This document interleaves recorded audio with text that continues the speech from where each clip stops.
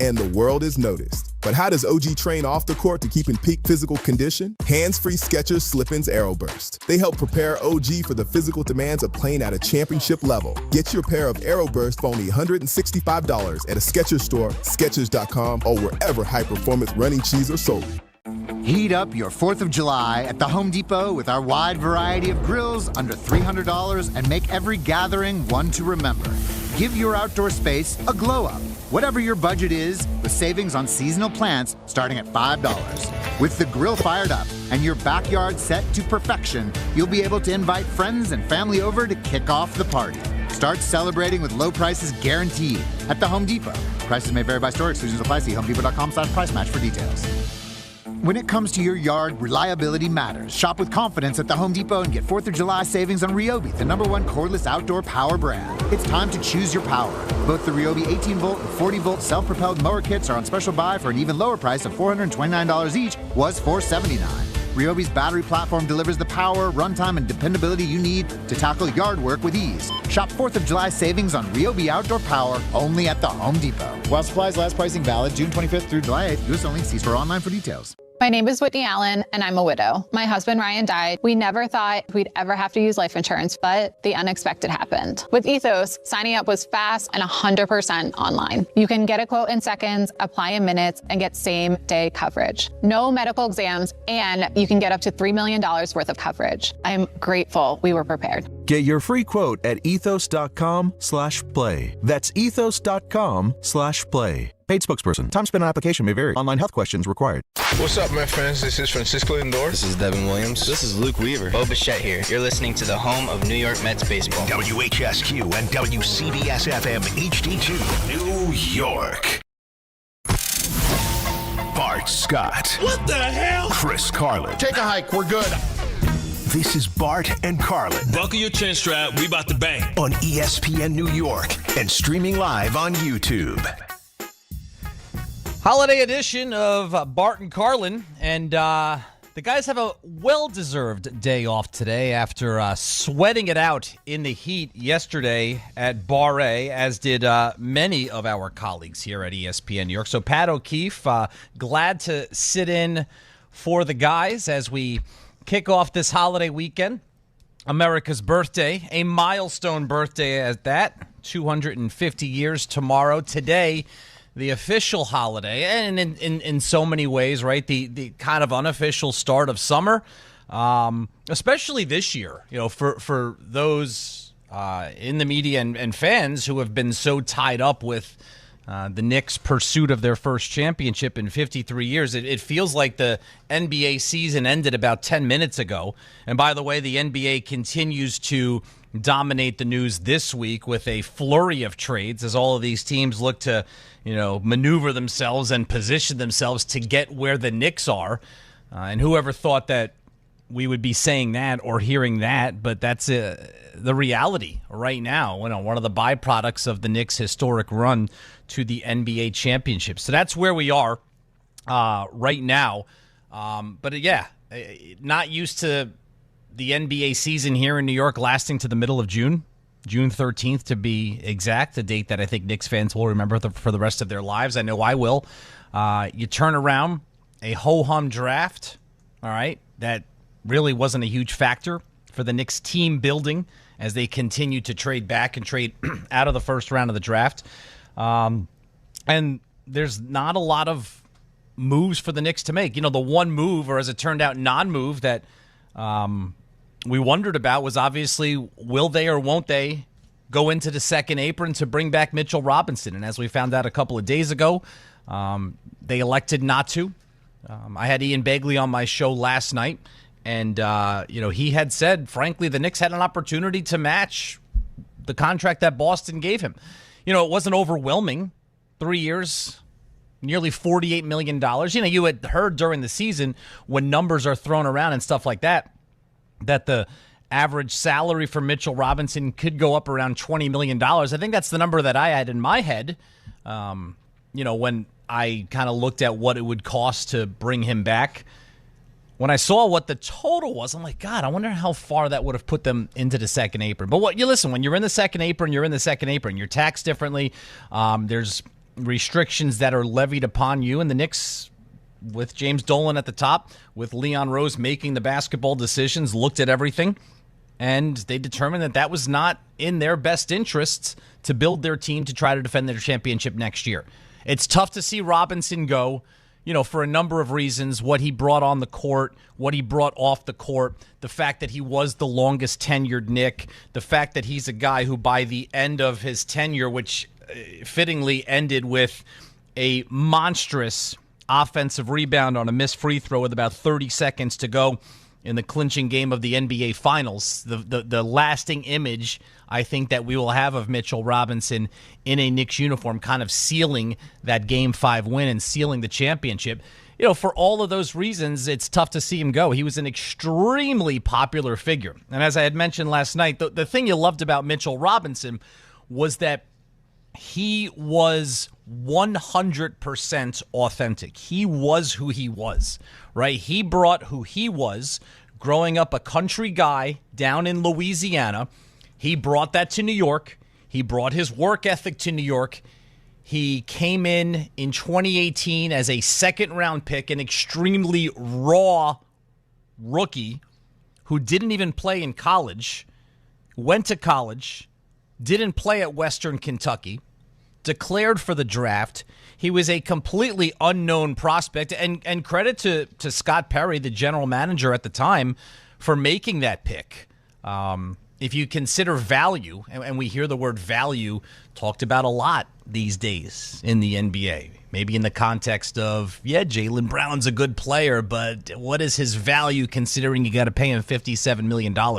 If you're talking about value, and you draft Mitchell Robinson 36th overall in the second round of the 2018 draft, and considering what he became in New York, a champion, a vital part of the championship team, that will go down as one of the greatest draft picks in franchise history.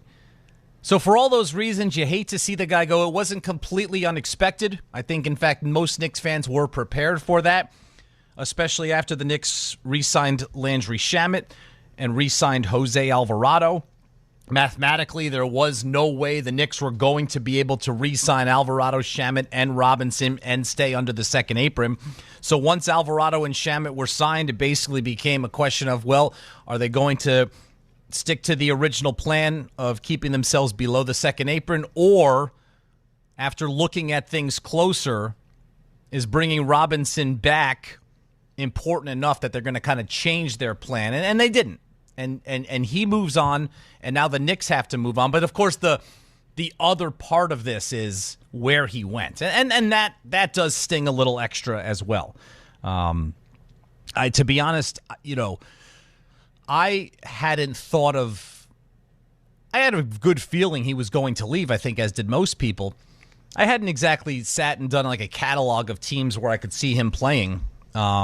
If I did, I don't think the Celtics would have been on my radar. So it will be interesting to see him come to Madison Square Garden for the first time this coming season, wearing that Celtics green, getting his NBA championship ring, getting a tribute video, getting a huge reaction from the crowd. And that's what, like, winning. We're talking about a backup center, by the way. We're talking about a backup center who shot 38% from the free throw line, who averaged 5 or 6 points per game. And that is what winning a championship in any town, but specifically in this town, that is what winning a championship in New York City does. It elevates the profile of every single player on the team. Yes, Jalen Brunson is the headliner, and he's the star, and he was going to be a star no matter how this season turned out. And Karl Anthony Towns has been a star player his entire life. He was the number one high school player in the country. He was the number one pick in the NBA draft coming out of Kentucky. He's been a multiple-time All-Star. Between his size, his playing ability, his personality, Karl Anthony Towns is a guy who has been a star his entire life. And in other ways, Mikal Bridges and OG Anunoby and Josh Hart, these are all guys who have kind of enjoyed the limelight to a certain extent at different points in their lives, in their playing careers, especially the Villanova guys who experienced it in college by winning national championships, or as Jalen Brunson will point out in Josh Hart's case, winning a national championship. But when you look at a championship team like the Knicks, everyone's profile gets elevated. Robinson's, Shamet. Who knew 4 months ago in New York City who Landry Shamet was, outside of Knicks fans? Who knew? Right now he's kind of a household name. Deuce McBride, Jose Alvarado. There were so many more eyeballs on this team. There was so much enhanced coverage of this team. And when you go on a long run like this, and the story is largely about making people feel good, which is exactly what happened during the months of April, May, and June. All anybody wanted to talk about was the Knicks. The way that they played was inspiring, okay? How hard they played, how they never gave up, how they played together. That's on the court, and that's what you see initially. And then you start winning, as they did, and then people start paying closer attention. And then you start hearing the personal stories about Towns and about Brunson, and you learn a little bit more about a guy like OG Anunoby, who's completely stoic, and it's intriguing and it's appealing. Like, wow, this guy just he doesn't smile unless Monica McNutt asks him to smile and stuff like that. But he just goes about his business, and it's so admirable. And then you learn more about all of these guys, and then you realize how likable they are. And I had said that for years. Mostly off air, as obviously part of the radio broadcast for the Knicks for several years now, get the opportunity to be around the players themselves. Whenever anybody would ask me, what's this guy like or what's that guy like, my answer was always like, this is a really, really good group of guys. And part of me in the back of my head is like, am I too close to it? Like, I think I could tell the difference between who's a good guy and who's a bad guy. If somebody was a bad guy, as I mentioned yesterday, I'm pretty sure I wouldn't get on the radio right now and say, hey, that guy's a bad guy. I probably just wouldn't say anything. But this group of Knicks, they were just so likable. Their sense of humor, the way they get along with each other, the way they bust chops, it was just such a group of guys that was so easy to root for, the way they played, the way they interacted with fans, with each other, with the media even, off the court, that it was almost impossible not to like this group of Knicks.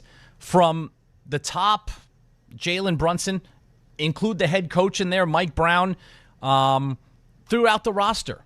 So when one of them leaves, and in this case, of the core, one has left, and that's Mitchell Robinson, there was a certain amount of affinity for him as a player and as a person among the fan base, both the diehard fans and the casual fans who kind of came on during this playoff run this year, that you are sad to see the guy go.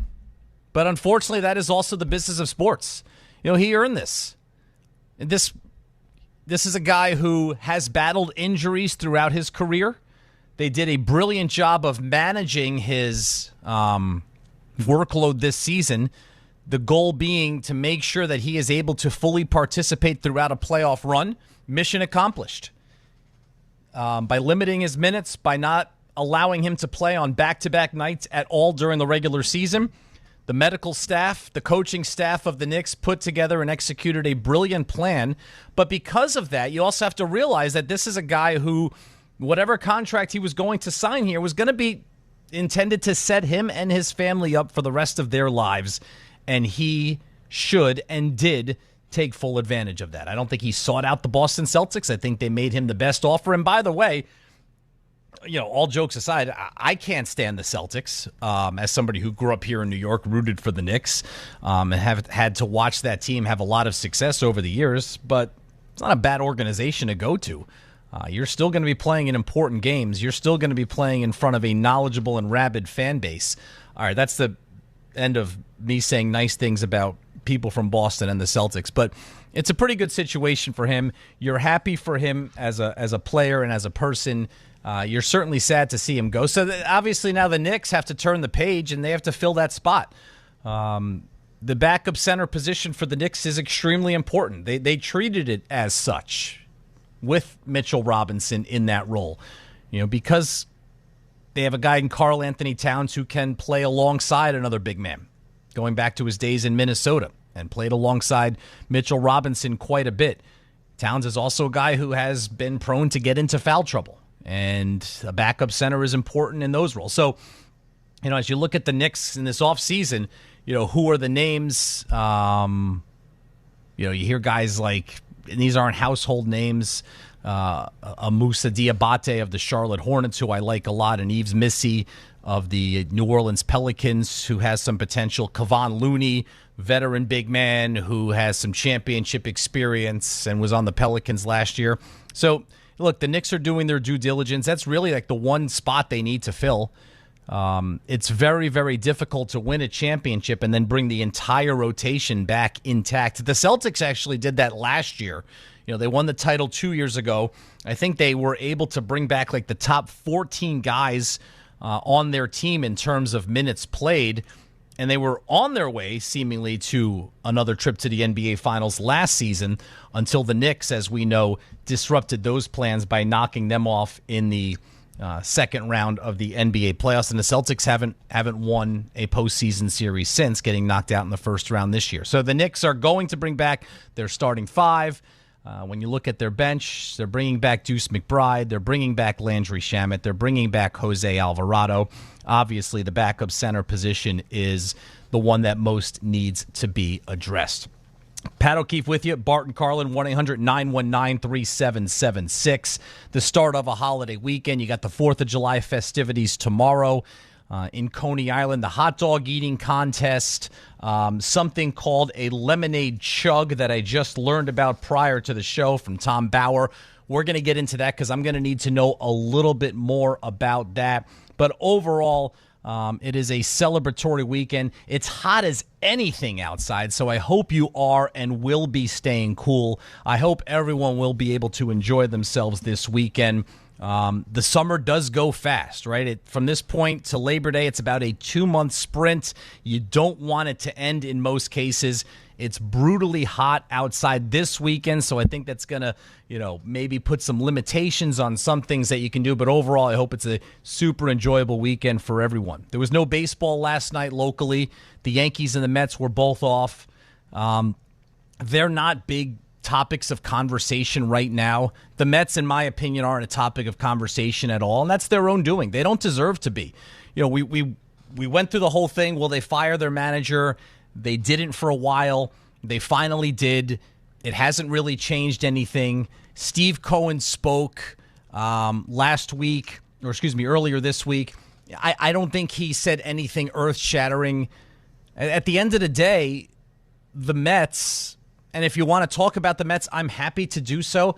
I'm just not going to initiate that conversation because, frankly, I don't think it's worth it right now. What the Mets are, they're a bad team. They're a bad, overpriced team that is going to spend the next 3 months of the season playing at home in front of mostly empty ballparks as they try to figure out what went wrong here and how they have sunk to the depths of the National League despite outspending every single team but one in their pursuits of being a playoff contender and a playoff team as they were 2 years ago. Other than that, that's it, right? And the other part of it is this. The guy who's going to be in charge of making those decisions has been given a vote of confidence by his owner, and any Met fan following this should have absolutely no confidence at all that David Stearns is going to be the guy making the right decision to get this team back on track, because they are where they are because of his poor decisions. And for the Yankees, 7 straight losses. What are they, 2-10 in their last 12 games? In a week span, they have gone from 3.5 games ahead of everyone in their division to now 3.5 games out of first place. It's been an incredibly rapid turnaround for the worse for the Yankees. That being said, if you look at this team, big picture, They're going to go to the playoffs this year. I think their best chance to win a championship, to get to the World Series, is to make their path through the playoffs as smooth as possible, and that involves winning their division and not having to play extra games and not having to play extra rounds. This isn't like a secret. We just saw the Knicks do this. You can't tell me that a big reason why the Knicks were able to finish the job this year as opposed to in years past is because they didn't screw around in their earlier rounds and lose games that they shouldn't have lost, forcing them to play extra games, putting extra miles on their team. They did it the last couple of years against teams like Philadelphia and teams like Detroit and teams like Indiana, and unfortunately it caught up to them. It did not catch up to them this year. This year they had that killer mentality. After a slow start, when they had a chance to close out the Hawks, they beat them by 51 points. They didn't mess around with the 76ers at all. They saw a vulnerable opponent who they were better than, and they dominated them for 4 straight games. And then they did the same exact thing against the Cavaliers. So when they got to the finals, they were the fresher team. They were the more rested team. All right, for the Yankees, it's similar, what you need to do. If you win your division, you're going to be one of the top 2 teams in the American League. You go right to the American League Division Series. You don't have to worry about the crapshoot that is the wild card series. It's a crapshoot, which means anything can happen. The Yankees almost got bumped off in the wild card series last year by the Red Sox before Cam Schlittler bailed them out with his Game 3 gem. But then you get to the ALDS. You don't have home field advantage. You don't have your pitching set up. You lose Game 1, and you are playing catch-up the rest of the series, and it's a quick series.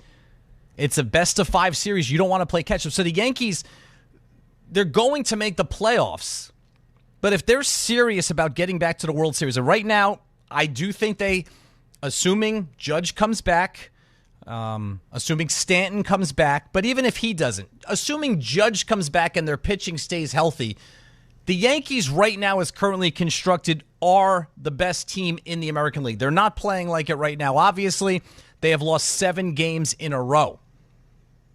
But if they get Judge back and their pitching stays healthy, they should be favored, as they are, to be the team that comes out of the American League and go to the World Series.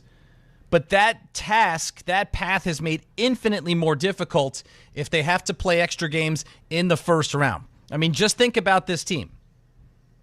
If you can get to the ALDS and start there by winning the AL East, and you can start the playoffs with some sort of a rotation of Garrett Cole, Cam Schlittler, Max Fried, and if it goes to a Game 4, Carlos Rodon. Nobody else in baseball has that. Nobody has that. Not even the Dodgers have that. But if you got to screw around in the wild card and you got to use Cole and you got to use Schlittler, and maybe you have to go to a Game 3, now all of a sudden you're facing a team that's set up, that's rested, that's ready to go in the ALDS, has been waiting for you. You don't have your pitching set up, and you're neutralizing what should be your greatest advantage. Now, there's plenty of time left. There's just about half a season left. The deficit is only 3.5 games. It is, you would think, perfect timing for the team that's going to be at the stadium tonight and all weekend coming in. That's the Minnesota Twins, who historically have been the perfect antidote whenever the Yankees are struggling. And they need to continue that tonight, and they need to continue that this weekend, because this has to stop. You can withstand what has gone on over the last week. You're missing your best player, your most important player, the best player in baseball. You're also missing one of your top 3 pitchers. You're missing Stanton. You're missing Grisham. There's a lot of injuries right now, and it's coincided with the 2 guys that from start to finish this year have been your best hitters, Cody Bellinger and Ben Rice, going into massive slumps. So nothing is going right now for the Yankees. It's been a really bad week. There is plenty of time to turn it around, but at some point you have to put your foot down and move yourself back into the right direction. And if it's not going to be this weekend against the Minnesota Twins, I have a hard time believing it's going to be next week when they have to go to Tampa for 4 days to take on the Rays. So, big picture, will the Yankees go to the playoffs? Yes. I'd be shocked if they don't. It would be a catastrophe if they didn't. But if you look at this team, and if you look at the American League, and as weak as it is, the goal for the Yankees this year isn't to get to the playoffs. This Yankees team needs to go to the World Series and hopefully put up a better fight than they did 2 years ago. So we got plenty on the table to talk about. Knicks, Yankees. We'll get into the World Cup, audio files, couple of great guests. Ian O'Connor of The Athletic, longtime columnist here in New York, is going to join me at 11:30. He was all over the Knicks championship run. There are a few people in this town that can, cover an event like that and put it in the proper perspective, as Ian can, because he's covered and seen just about everything in this town over the last couple of decades. So we're going to talk to him at 11:30. Pat Ragazzo, frequent guest of the show, now a national baseball writer for Athlon Sports. He joins me at 1 o'clock. And, of course, plenty of your calls at 1-800-919-3776. As we kick off this holiday weekend, it's Pat O'Keefe in for Bart Carlin on ESPN New York.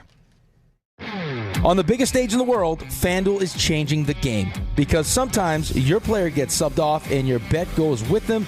Not anymore. With FanDuel's Super Sub, if your player is subbed out, your bet stays in. If your player leaves the match, your bet continues on with a substitute, so you're still in on it until the final whistle. So if you're looking to get in on the biggest tournament in the world, now is your time. Visit FanDuel.com/local to get started. Let there be goals this summer on FanDuel. With FanDuel's Super Sub, if your player is subbed out, your bet stays in. That's right, if your player leaves the match, your bet continues on with a substitute, so you're still in on it until the final whistle. On the biggest stage in the world, FanDuel is changing the game. Must be 21 or older and physically present in New York. For help with a gambling problem, call 1-877-8-HOPE-NY or text HOPE-NY at 467-369.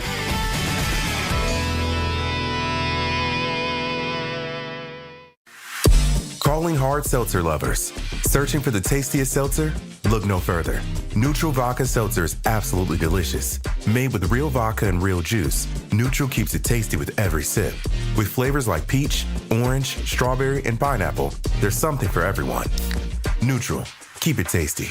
Enjoy responsibly. Copyright 2026 Anheuser-Busch. Neutral flavored vodka and carbonation. 4.5% alcohol by volume. St. Louis, Missouri. Skechers elite athlete OG Anunoby has been making history on the basketball court. Anunoby tips it in. Unbelievable. What a shot. He's been balling out in Skechers high-performance basketball sneakers, and the world is noticed. But how does OG train off the court to keep in peak physical condition? Hands-free Skechers Slip-ins Aeroburst. They help prepare OG for the physical demands of playing at a championship level. Get your pair of Aeroburst for only $165 at a Skechers store, Skechers.com, or wherever high-performance running shoes are sold.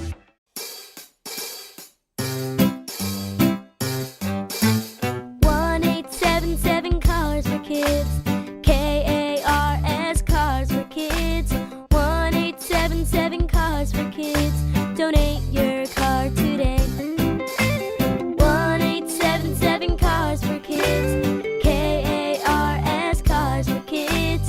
1-877 Cars for Kids. Donate your car today. Ready to get rid of that old car? Donate it to Cars for Kids. Call 877-CARS-4-KIDS to speak to a friendly live agent. Donation is super easy, and your car can be picked up as soon as tomorrow. Go to carsforkids.org now, or call 877-CARS-4-KIDS to donate your car today. 1-877 Cars for Kids. KARS Cars for Kids. 1-877 Cars for Kids. Did you know you can donate real estate too? Go to carsforkids.org. That's cars with a K. When's the last time payroll was the easy part of your week? With Gusto, it can be. Gusto is the all-in-one platform designed to take the hassle out of managing your team, from payroll and compliance to hiring, onboarding, and more. With Gusto, you can get back 2 full days each month with all the time you have saved. Go to gusto.com today and learn why over 500,000 small businesses choose Gusto. That's GUSTO.com. Gusto.com. My name is Whitney Allen, and I'm a widow. My husband, Ryan, died. We never thought we'd ever have to use life insurance, but the unexpected happened. With Ethos, signing up was fast and 100% online. You can get a quote in seconds, apply in minutes, and get same-day coverage. No medical exams, and you can get up to $3 million worth of coverage. I'm grateful we were prepared. Get your free quote at ethos.com/play. That's ethos.com/play. Paid spokesperson. Time spent on application may vary. Online health questions required. All right, back here on Bart Carlin, Pat O'Keefe in for the guys on this holiday weekend. 4th of July, Independence Day tomorrow, the 250th birthday of the United States. Hopefully everyone stays safe and has a good time with the celebrations this weekend. Yankees, I was on there last night. Forgot to update my notes. Apologies, Tom. Thanks for correcting me. Yankees now 4 back of the Rays. Rays won yesterday. Yanks didn't play. So think about this. In the last 8 days, the Yankees lost the most possible ground they could have in the American League East. They have gone 0-7, while the Rays have gone 8-0. So it's a perfect storm, as the Yankees have now gone from 3.5 games up to 4 games back. You literally can't do worse than they have done over the last 8 days. Now, this July 16th through the 19th, the biggest weekend in sports takes over New York City, and Fanatics Fest NYC puts you at the center of it all. The world's #1 sports fan festival returns to the Javits Center with more than 500 athletes, celebrities, and sports legends all under one roof. Get closer than ever with autographs and photo ops, live panels and podcasts, exclusive merch drops, the tailgate zone, rare collectibles, and nonstop action across every major league. And you can enter for a chance to win a pair of tickets in the ESPN New York app. Find the contest tile to submit your entry. 1-800-919-3776. Let's hear from you on this Friday morning, and we'll start things off with Spike in St. Pete. What's up, Spike? Well, good to hear you. Good to hear your voice, and happy 4th, and don't drink a 5th. I kind of saw this all coming. I did say the Knicks in 5. I thought all along that Cleveland would knock out Detroit only because there's no secondary, not enough secondary scoring. Actually, Tobias Harris had a couple of good games. And they don't reseed, but it kind of wound up that way. And when I looked at the bench on the other side, I said, let them beat the crap out of each other for 7 games, and they were short. The Thunder was short 2 rotation guys. So it was a perfect scenario, the perfect storm.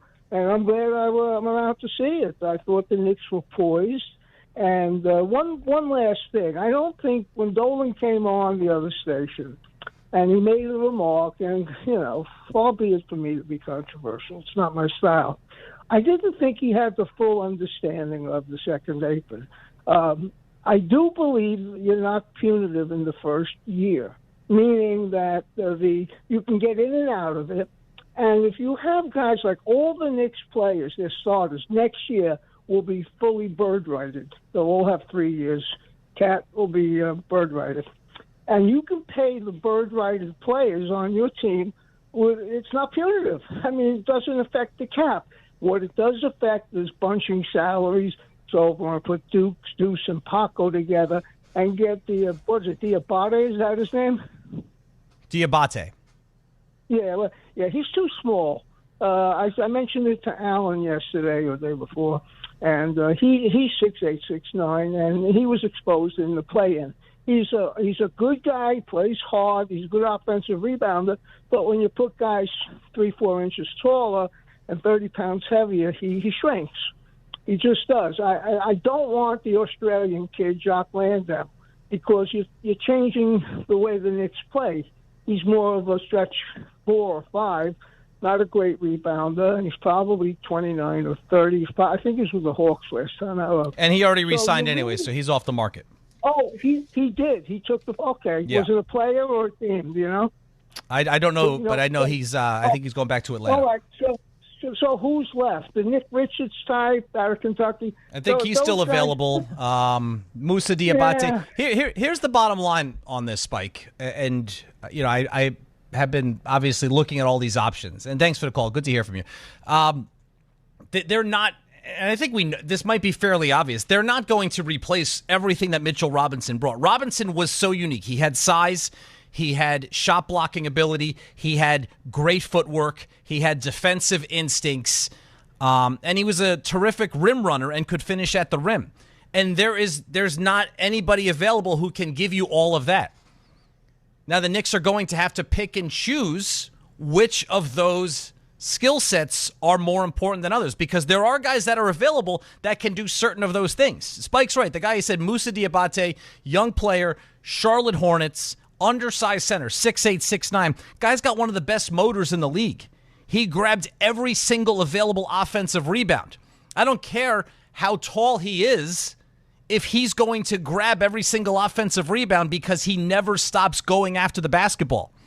So in terms of offensive rebounding, he can maybe bridge more of the gap than others of what you were getting from Mitchell Robinson. But because he's 6'8", 6'9", he's not going to be the defensive presence, the rim-protecting presence that Mitchell Robinson was. He also doesn't have his defensive instincts. By the way, there's no center available who has the defensive instincts and could take up the entire amount of space that Mitchell Robinson does. All right? Yves Missy is an intriguing guy. New Orleans Pelicans, raw, didn't play a lot in college. I think he went to Baylor. Terrific shot blocker. And he's got the size. Could you teach him the defensive, not instincts, but fundamentals of which, Robinson didn't come into the league either as a finished defensive product. So again, you're going to have to pick and choose. You're also going to have to factor in the money. All right, how much money are you willing to pay? These different guys are going to come with different price tags. And the fact of the second apron is this. Yes, if the Knicks went into the second apron this year for 1 year, it would not have killed them. But it's still a financial decision. It's a financial commitment, which I think if we read between the lines, and not even between the lines, because the owner did say it in a radio interview when he said, we're not going into the second apron. It's not just about the restrictions that are levied upon your team. It is also a financial decision. Once you go over that threshold, you are taxed extra on every dollar you are above that threshold. And organizationally, that doesn't seem like something they wanted to do. So that was also part of their decision-making process. It's not just about, you can't get the mid-level exception. You have to match up certain salaries to make trades. It's also, there are financial ramifications here that between the owner, Leon Rose, they felt that they could continue to contend for a championship without having to make that firm commitment. Let's go to Jim in Jersey. What's up, Jim? Hey, Pat. How's it going? Good. How are you? Good. Hey, a quick question about just a guy for a backup center. I don't know if they have to trade for him or if he's a free agent, but I think Brook Lopez, if he's available, he's a veteran.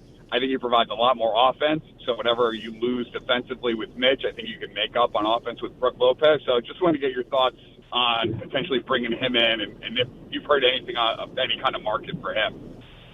I haven't heard his name mentioned in contacts with the Knicks, Jim, and thanks for the call. I don't love the fit. I don't care about extra offense. The Knicks are fine. The Knicks won the championship with their backup center, the guy you're trying to replace here, averaging 5 points a game. I'm not looking at offense. If I can get someone, who's athletic and can catch a lob and throw it down once in a while, great. But, I don't need a center who's going to stand 30 feet from the basket and knock down three. We have one of those in Cat. I don't think we need two. I think defense, rebounding, offensive rebounding, size. Like those, and Lopez does have the size, but he's a guy who earlier in his career was an above-average defensive player. When he was with Milwaukee, he turned himself into a good rim protector. There were actually a couple of years where he was a candidate for Defensive Player of the Year. To be honest with you, the biggest reason for that is that he was playing alongside Giannis Antetokounmpo, who took up a lot of the space and a lot of the attention defensively, and Lopez benefited from that. But that was also like 5 or 6 years ago. I don't think he's a fit right now. Manny in Flushing. What's up, Manny? Hey, how you doing, sir? How are you, Manny? Yes. Wish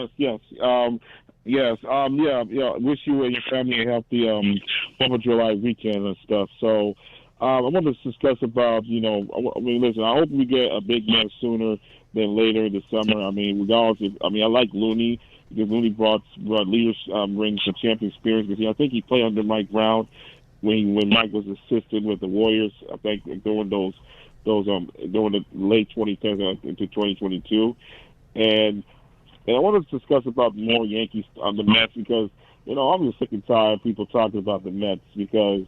I'm not a Mets fan. I'm a Knicks Yankee and Giants fan. So at least I experienced a lot of parades in my time. But I mean, the Mets to me, they're just a joke. I mean, how can you be one of the highest payrolls in MLB and you're still 15 or 16 games under 500? I mean, it's just baffling to me. I mean, I understand the owner just said something. But, to be honest with you, he can talk, but unfortunately, I just want to see I just want to see wins. But I'm not, like I said, I'm not a Mets fan, but it's just like, man, people talk about the Mets. I mean, come on, man. It's embarrassing, Manny, and thanks for the call. I don't think, and this is not just in baseball, as a baseball executive, I'm going to spread this across all professions. I don't think you could be more inept or incompetent at your chosen profession than David Stearns is in his role as president of baseball operations for the New York Mets. I don't think it's possible. I mean, think about it. You really, really have to try hard to be worse at your job than he is at his job. He is essentially... he took over a team that was a playoff-ready team. I mean, the last full season before he got to New York, they won 101 games. They fizzled out at the end, and they lost in the wild card round, which, again, goes back to my earlier point from the show where the Yankees don't want to fool around in the wild card round, okay? Because all season long that year for the Mets, they had DeGrom and they had Scherzer, and you figured they're going to be set up for the playoffs, as you're saying the Yankees would be right now with their starting rotation, and look what happened. The Mets got bumped off by the Padres, and Buck Showalter never got back to the playoffs. But the talent was there from that team, of the team that David Stearns took over. And they had that great run, his first full season. After the slow start and falling 10 games below 500 around Memorial Day, they started to turn things around. Lindor had his one really plus season, the one season where Lindor actually lived up to his contracts and signing that contract after the Mets acquired him from Cleveland several years ago. They had a bunch of pitchers who pitched well above their career expectations. Minaya, Senga, Peterson, McGill, everything worked, right? And from that point on, you add Juan Soto, who's been terrific. He is terrific. Juan Soto's a great, great, great hitter. You add Juan Soto, you have a team that went to the National League Championship Series, but now you, as David Stearns, want to put your imprint on this team, and you have made it consistently worse. It is a downward slope from that point to now. The more decisions that David Stearns makes, the worse the team is. And at some point, that's going to have to stop. It is laughable that this guy, with his credentials and his educational background, is handed this job. They waited for him. They actually waited for him to become available so they could hand him this job. And all he has done with all of the financial resources available, more financial resources available to him than anybody else in the league who does his job, it is the definition of doing less with more, which is the exact opposite of what his job description should be. So yes, it's embarrassing. It's the job performance of David Stearns and the team that he has put together. He made bold decisions. He got rid of popular players, guys who have, put a lot more into this organization than he ever will be. Pete Alonso and Brandon Nimmo and Jeff McNeil. And he got rid of these guys because he knew what was best. He knew what was going to take this team to the next level. and every single step along the way, the team has gotten worse. It's good work if you can get it. 1-800-919-3776. Ian O'Connor coming up at 11:30. More of your calls as we roll on this holiday Friday morning. Pat O'Keefe in for Bart Carlin on ESPN New York and the ESPN New York app. This is the Michael K. Show. I'm not quite sure how you blame Boone for this, and how do you blame Cashman for it? Could anybody have actually predicted that Aaron Judge was going to get hurt and be out 3 months? He's incredibly important to this team. But I will tell you this, you should be upset. They're playing like garbage right now, because as bad as the injuries are, they shouldn't be this bad, because they are bad on an embarrassing level now. The Michael K. Show, weekdays at 1 on ESPN New York and streaming live on YouTube. Presented by the Parisman Firm. The World's Game at BetMGM is here. Bet on the soccer showdowns with 2-up early payouts, so that if you're up 2, BetMGM will pay you. That's right. Place a pregame, straight match result bet on any tournament game. If at any point your team is up by 2 goals, you'll instantly win your bet. Then enjoy BetMGM's same-game parlays, daily promotions, player props, and so much more for the World's Game. Don't miss your shot at an early win with 2-up early payout to get paid out if at any point your team is up by 2 goals, regardless of the final outcome of the match. Make it a tournament to remember with BetMGM. BetMGM and GameSense remind you to play responsibly. Gambling problem? Call 877-8-HOPE-NY or text HOPE-NY 467-369. See BetMGM.com for terms. 21 plus years of age to wager and physically present in New York only. New and existing customer offer. Subject to eligibility requirements. Additional terms and restrictions may apply. When care matters most, experience matters more. The Allure Group is redefining rehabilitation and long-term care across New York with 6 convenient locations. Their expert clinicians create personalized care plans to help you recover, rebuild, and get back to what matters most. From short-term rehab to long-term care, Allure is committed to comfort, dignity, and results. To learn more, visit AllureCare.com. The Allure Group, where care meets compassion. Progressive presents ways to save money that aren't bundling your home and auto insurance with Progressive. Thanks again for taking me to the game, man. I can't wait to get in there. By the way, what's in the bag? Oh, I bring my own hot dog and peanuts. Saves a ton. Savvy. And what about the beach chairs? Why buy seats when you can save big and bring your own? We can't get in without tickets. Tickets? What do you think the portable TV is for? Don't save money pretending to go to the game. You could save hundreds by switching to Progressive. Get a quote at Progressive.com. Progressive Casualty Insurance Company, affiliates, and other insurers. Not available in all states or situations. In sports, the tape never tells the whole story. Hiring is no different. AI can make candidates look like an MVP on paper, so knowing the person and the skills behind the resume matters. That's where Robert Half changes the game. Our recruiters combine their expertise with award-winning AI to evaluate skills and fit quickly. Learn how we can find you specialized talent in finance, accounting, technology, and more. At Robert Half, we know talent. Visit roberthalf.com/talent today. 53 years in the making. A playoff run that'll go down in history, and a team that will live forever. The drought is over. The Knicks have their championship. Next stop, the Canyon of Heroes. The New York Knicks are NBA champions. ESPN New York is your home for the world champion New York Knicks.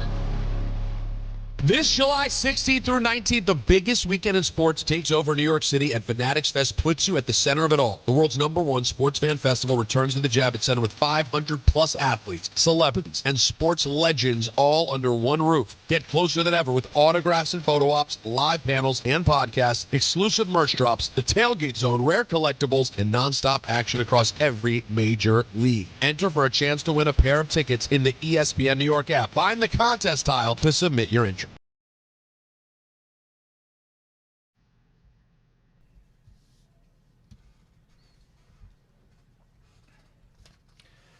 All right, back here on Bart Carlin, Pat O'Keefe in for the guys on this Friday morning, the Independence Day holiday, as we kick off a 3-day weekend. We really got the summer going yesterday with our annual Beach Bash out in Bar A in New Jersey.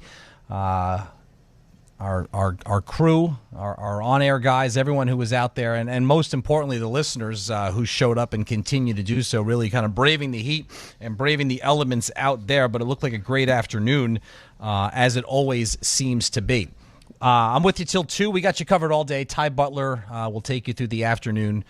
Your calls at 1-800-919-3776. Had a caller about Brook Lopez. The Clippers did pick up their team option on Brook Lopez, so he's going back to Los Angeles. I would imagine the Clippers, for the right price at some point when they're able to move Brook Lopez, would be amenable to doing so, because they seem to be going in an opposite direction of rebuilding with draft picks and youth, which brings me to the other big moves that have happened, especially in the Eastern Conference, as these teams, especially in the Knicks division, try to close the gap on where the Knicks are right now. And two all-star players on the move this week in two prominent high-profile moves, one involving the Clippers and Kawhi Leonard going back to the Toronto Raptors, taking a team that made the playoffs last year, went to Game 7 of the first round before losing to the Cavaliers, and adding, one of the great players of this generation, albeit towards the tail end of his career, but he's also a guy coming off of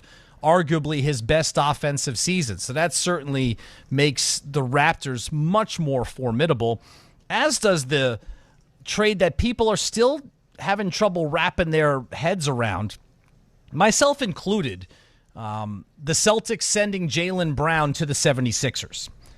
Now, for me, the surprising thing is where they sent him. The return that they got, I got to be honest with you, I am not shocked at the return that the Celtics got. The return was Paul George, speaking of aging stars, 2 first-round picks and 2 second-round picks. Those go from Philadelphia to Boston. Boston gets Jaylen Brown, who is coming off of his best statistical regular season in the NBA. Now, why did he have his best statistical regular season in the NBA? Because he had carte blanche, because the best player on the team was injured for most of the season, and they gave him the ball, and they allowed him to shoot every single time he touched the ball, which he did. So mathematically, unless you're David Stearns, you're going to score more points than you ever did if you're allowed to take more shots than you ever have. But people really seem to be aggrieved and appalled at the return that the Celtics got in exchange for Jaylen Brown coming off of this very good statistical season. Why was the return so low? And for me, the explanation, I think, is this. I think the Boston Celtics wanted out of the Jaylen Brown business. This is a smart organization that has contended in the Eastern Conference for most of the past decade, including a trip to the NBA Finals, including winning the NBA championship just 2 years ago.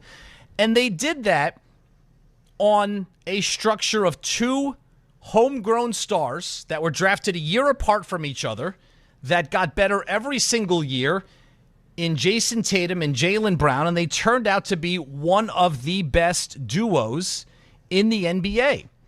And it's how you really want the NBA draft to work. They drafted these guys, now with a little help from the Nets. In fact, both picks were helped out by the infamous Brooklyn Nets trade of a decade ago, but the Celtics still had to draft these guys. And they drafted Brown first, and they drafted Tatum second. Tatum was the next year. Tatum was the more heralded player coming out of college. Brown, when he got to the NBA, was a little bit of a late bloomer, but by year 3 or 4, he had turned himself into an all-star level player. By year 2 or 3, Jason Tatum had turned himself into an all-NBA level player. And it worked. They won 50, 55, 58 games every single season. They won division titles. They won playoff rounds. They went to multiple conference finals, I think 6 in all. They went to the NBA Finals a couple of times. They won the NBA championship in 2024. And then, unfortunately, we know what happened to Jason Tatum in Game 4 of the second-round playoff series at the Garden last year against the Knicks, when he ruptured his Achilles towards the tail end of that game. And was seemingly lost for the entire season. But as it turns out, that was not the case. Tatum had surgery right away, had this incredibly fast comeback from that injury, and played pretty well when he did come back. But while he was gone, you have to give credit to what the Celtics were able to do. The Celtics finished 3 games ahead of the Knicks last year without their best player. Brown played very well. Joe Mazzulla is a terrific coach. They were able to get a lot from role players. But then what Jaylen Brown didn't seem to be able to grasp was that he is still not the best player on this Celtics team. And as Tatum came back and Brown had to move back into his actual role on this team, he did not handle that well. And what I think happened towards the end, from what I've seen publicly, is that Brown was toxic in that locker room. And the Celtics just had to get out of the Jaylen Brown business. So they unloaded him for a haul that was probably below market value, especially if you consider what the Bucks were able to get for Giannis, what the Jazz were just able to get for Walker Kessler. Those returns were far more than what the Celtics got for Jaylen Brown, who was coming off of a second-team All-NBA season. But what that tells me is they just didn't want to have anything to do with this guy anymore. Because at no point this season, at no point did it seem as if Jaylen Brown's primary goal was to lead the Celtics to as many wins as possible. He wanted to show that he could be the top dog on his own team. That's all you heard about this guy. He wants his own team. He wants the car keys. He wants to drive, and he relished in it. He had that, weird Twitch thing that he would go on after games, where he would, spill out his guts for all the world to see, or at least those of you who have access to Twitch. That doesn't include me, but I saw the clips, and it was just bizarre stuff that he would talk about, including this was the most fun season of my career. You got knocked out in the first round of the playoffs 2 years ago. You won the NBA championship, and you were the NBA Finals MVP. But this was the most fun season of your career? So this is a guy who has probably felt slighted because he has been the number 2 to Jason Tatum's number 1 virtually his entire time in Boston, even though Brown got there first 1 year earlier, and has probably felt slighted his entire career. So when Jason Tatum went down this year, Brown's primary goal was not to lead the Celtics to as many wins as possible. His primary goal was to show people that he could be the best player on a team. And he did. For 1 year, because his superstar teammate was injured, Jaylen Brown was the best player on his own team. But he was the top dog on a team that was knocked out of the first round of the playoffs. Congratulations. That puts you in the same category as Scotty Barnes. He was the top dog on a team that lost in the first round of the playoffs. So was CJ McCollum. Remember him? Top dog on a team that lost in the first round of the playoffs. Denny Avdia, top player on a team that lost in the first round of the playoffs. Paolo Banchero, Jaylen Brown. And there's a reason for that. There's a reason why people put Jason Tatum number 1 and Jaylen Brown number 2. Because Jason Tatum is better at basketball than Jaylen Brown. And Brown just continued to push back and fight back and try to show people. And he thought he really, at the end of the season, I think in his mind, he thought that things were going to be different going forward. I showed them I was 6th place in MVP voting this year.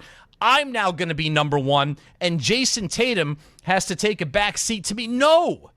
The only reason you were able to do that is because Tatum suffered this devastating injury and missed most of the season.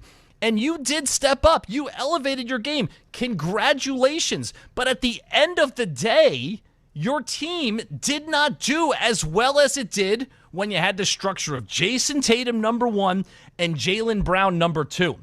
And I just think that it got to be too much inside that locker room, inside that building. I think Jaylen Brown created a toxic atmosphere, and the Celtics, who are as well-run an organization as there is in the NBA, they were like, I just need to get rid of this guy. And that's what they did. Now, it's surprising. Now, Brown's a good player, and he is an all-star level player. And the fact that they sent him to a division rival, one that knocked them out of the playoffs this year. Listen, the Celtics, with Jason Tatum presumably coming back healthy this year, their expectations are going to be to compete for the Eastern Conference Championship again. At least that's what I assumed they were going to be, and they should be. But the 76ers now, with the addition of Jaylen Brown, can now put themselves in that class as well. And that's why it was surprising to me, not that they got rid of him, not the return that they got for him. It was surprising to me that they sent him to that team, that they sent him to Philadelphia. But that also tells me that a reason for that might have been the $57 million salary that Brown is going to earn this season, and the fact that he is under that contract not only for this year, but the 2 years after this. And I don't think there were a lot of teams with an appetite to pay that kind of money to a guy who, when he's the best player on your team, your ceiling is losing in the first round of the NBA playoffs. 1-800-919-3776. We will get back to your phone calls. Audio files is coming up at some point. Tom Bauer will steer the ship on that. Ian O'Connor at 11:30. Pat Ragazzo at 1. Pat O'Keefe in for Bart Carlin on ESPN New York.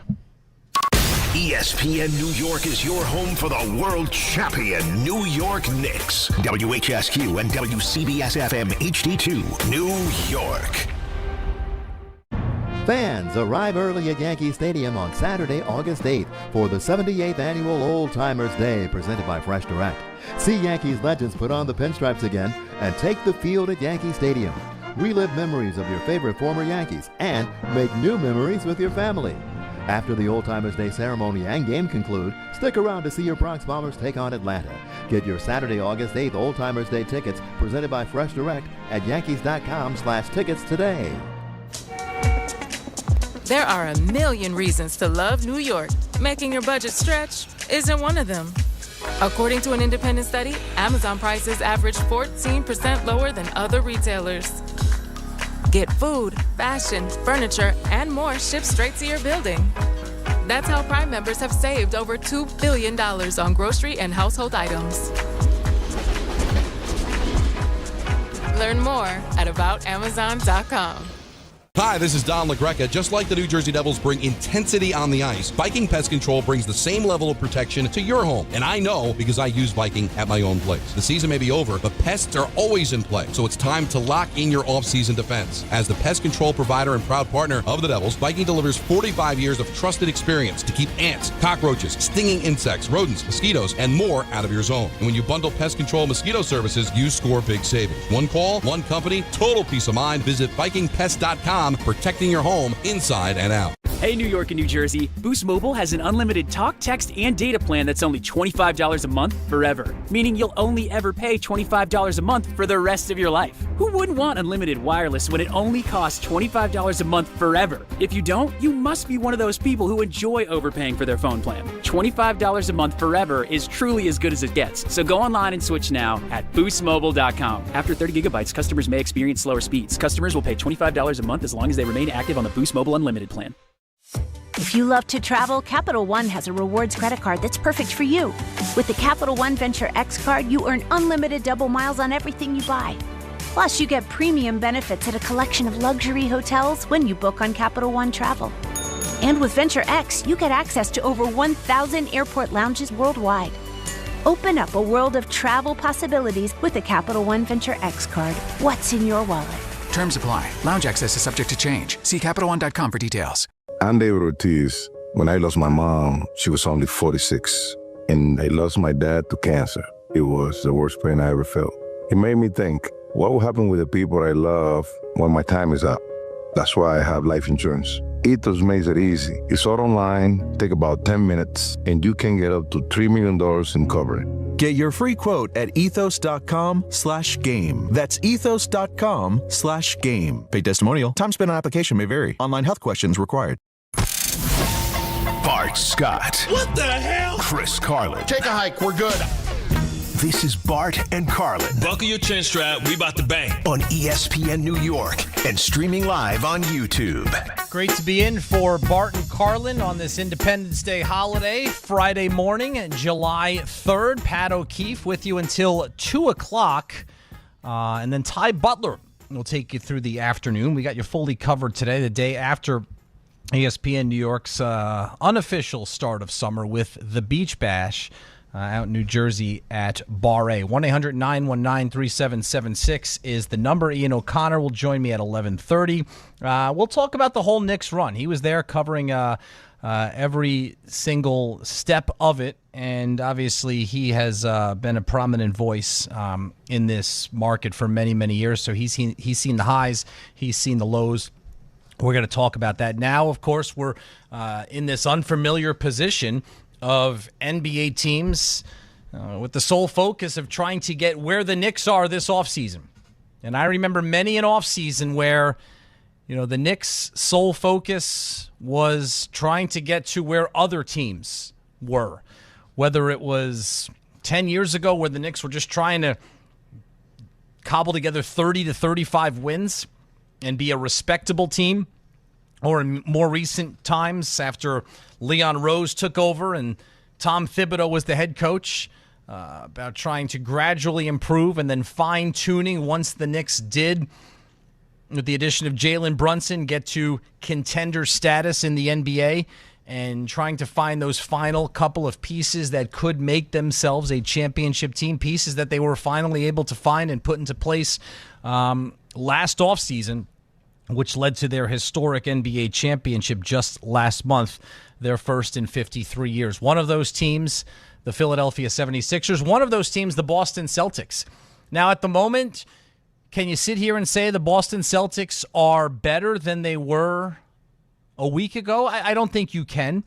Paul George has had a better career than Jaylen Brown, but George is in his mid to late 30s and is on the tail end of his career, where Brown is coming off a career-best season and is still in the prime age-wise of his career. But I don't think this was a decision by the Celtics to replace Jaylen Brown with Paul George. I think that was... And the Celtics are one of those teams that you really have to give the benefit of the doubt to. I don't think that this was their final move. I don't think that this is the team that they're going to go into next season with. And I think you have to trust their body of work and their recent success and who they are as a competent organization. But Jaylen Brown clearly was no longer happy with his role as the number 2 guy on the Celtics. And I guess he felt he had graduated from that with his play this year. But again, I go back to the only reason you were put in that position, and kudos to you, right? They needed you to step up your game, and you did. So good job on that. But Jason Tatum wasn't going away for good. He got injured. And by the way, busted his rear end to get back more than anybody who I can remember. And he got back quicker than anybody has ever gotten back from that injury. So what was he supposed to do? Come back and be like, hey, you know what? You're good. You take my role. I'll step back. And by the way, he kind of did that last year because he wasn't 100% and he was still coming back. But he's presumably going to be back close to 100%, close to what he was this coming year. And the Boston Celtics as a team have always functioned with Tatum as their number 1 and Brown as their number 2. But apparently that wasn't good enough for Brown anymore. He was a number 2. He is a number 2 on a championship team. And that's a pretty good place to be. I think he has looked at himself as one of these guys who has been disrespected and underrated throughout his career, and maybe that's true. All right? He has turned himself into an all-star level player, but there's also always been that weird thing where he's an all-star level player as a wing, but there's a guy on his team who's a year younger who plays a similar position, who's also an all-star level player, but is just a little bit better than he is. And that's probably an awkward thing for Brown. And my guess is after the season that he had, and the fact that he was included in trade talks for Giannis Antetokounmpo, he had enough with the quote-unquote disrespect. But you know what? There's other guys in the NBA who have been disrespected their entire careers. One of them is a guy by the name of Karl Anthony Towns. His entire career. And how's he looking now? Another one is Mikal Bridges. Maybe not his entire career, but certainly his entire tenure in New York. The picks, he disappears, he plays a little soft, he doesn't come through in the big spot. And how's Mikal Bridges looking now? Do you think he's happy with where he is? Do you think Karl Anthony Towns is happy with where he is? Rudy Gobert's another guy. Former teammate of Cat's. Been disrespected. You know, I think his personality's a little quirky, and people don't like that about him. And as a result, they probably don't think as highly of his game as maybe he deserves, and he's probably felt that throughout his career. All he's done is help lead the Timberwolves to the conference finals 2 years in a row, second round of the playoffs 3 years in a row. This isn't unique for Jaylen Brown to feel this way. And Brown got to experience, my guess is that Karl Anthony Towns is quite pleased with his role of being a number 2 guy on a championship team. Quite pleased, and he should be. But you know what? Karl Anthony Towns is not Jaylen Brown. Jaylen Brown apparently is a different guy, and the Celtics wanted to get out of the Jaylen Brown business, and they finally did for a return that, at least on paper, looks like it was below market value. But I don't think that the Celtics are done, and my guess is that Boston is going to come out of this better than they are right now, just if you go by track record. And we'll see what happens. You know what? And Brown, well, I was going to say he has the opportunity to prove people wrong, but he's not the top dog where he's going. You know, that's Tyrese Maxey. He is now the top dog in Philadelphia. And there's also another guy still on the roster who has been the top dog there for 10 years, who also proved in the first round of the playoffs last year against Jaylen Brown's team that in small snippets, Joel Embiid still can be a top dog because he dominated Boston in that first round playoff series. So we'll see how Jaylen Brown fits in there. But I just think the Celtics had enough. You know, Brown couldn't believe the audacity that they would include him, dangle him in a trade for Giannis Antetokounmpo. Really? You couldn't believe that? Have you seen his career and have you seen your career? You should look at that, Jaylen Brown, as an honor that you would be considered the centerpiece of a trade for one of the great players of this generation. I mean, I do think that he got a little delusional towards the end of his tenure in Boston. And I do think that greased the skids for his exit and exodus. They just wanted this guy and his attitude and his toxicity. They wanted him out of their building as quickly as possible, and they were finally able to accomplish that the other day. 1-800-919-3776. Let's go to the phones. Lewis in Florida. What's up, Lewis? Oh. Hey, what's up? So, how are you, Lewis? Boston signing Mitch. Yeah, I'm good. Boston signing Mitch was more about them taking Mitch away from the Knicks than what he's going to add to the Celtics. In my opinion, we should have kept Mitch for that reason. It's a lot of money to sign just to keep sign somebody for just to keep him away from one of your rivals. I think it's both. I think yes, the Knicks are definitely weaker without him.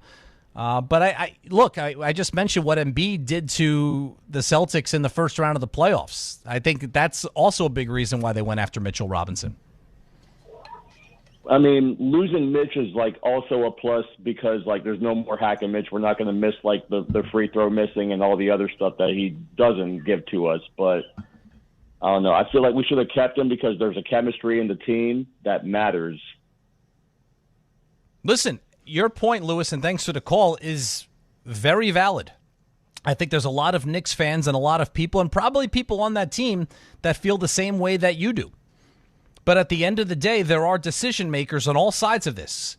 On the Knicks side, the decision makers are the owner and the team president. Okay, and they decided that they weren't going to match the offer that the Celtics made to Robinson. And on Robinson's side, he's the decision maker. This is his life. This is his career.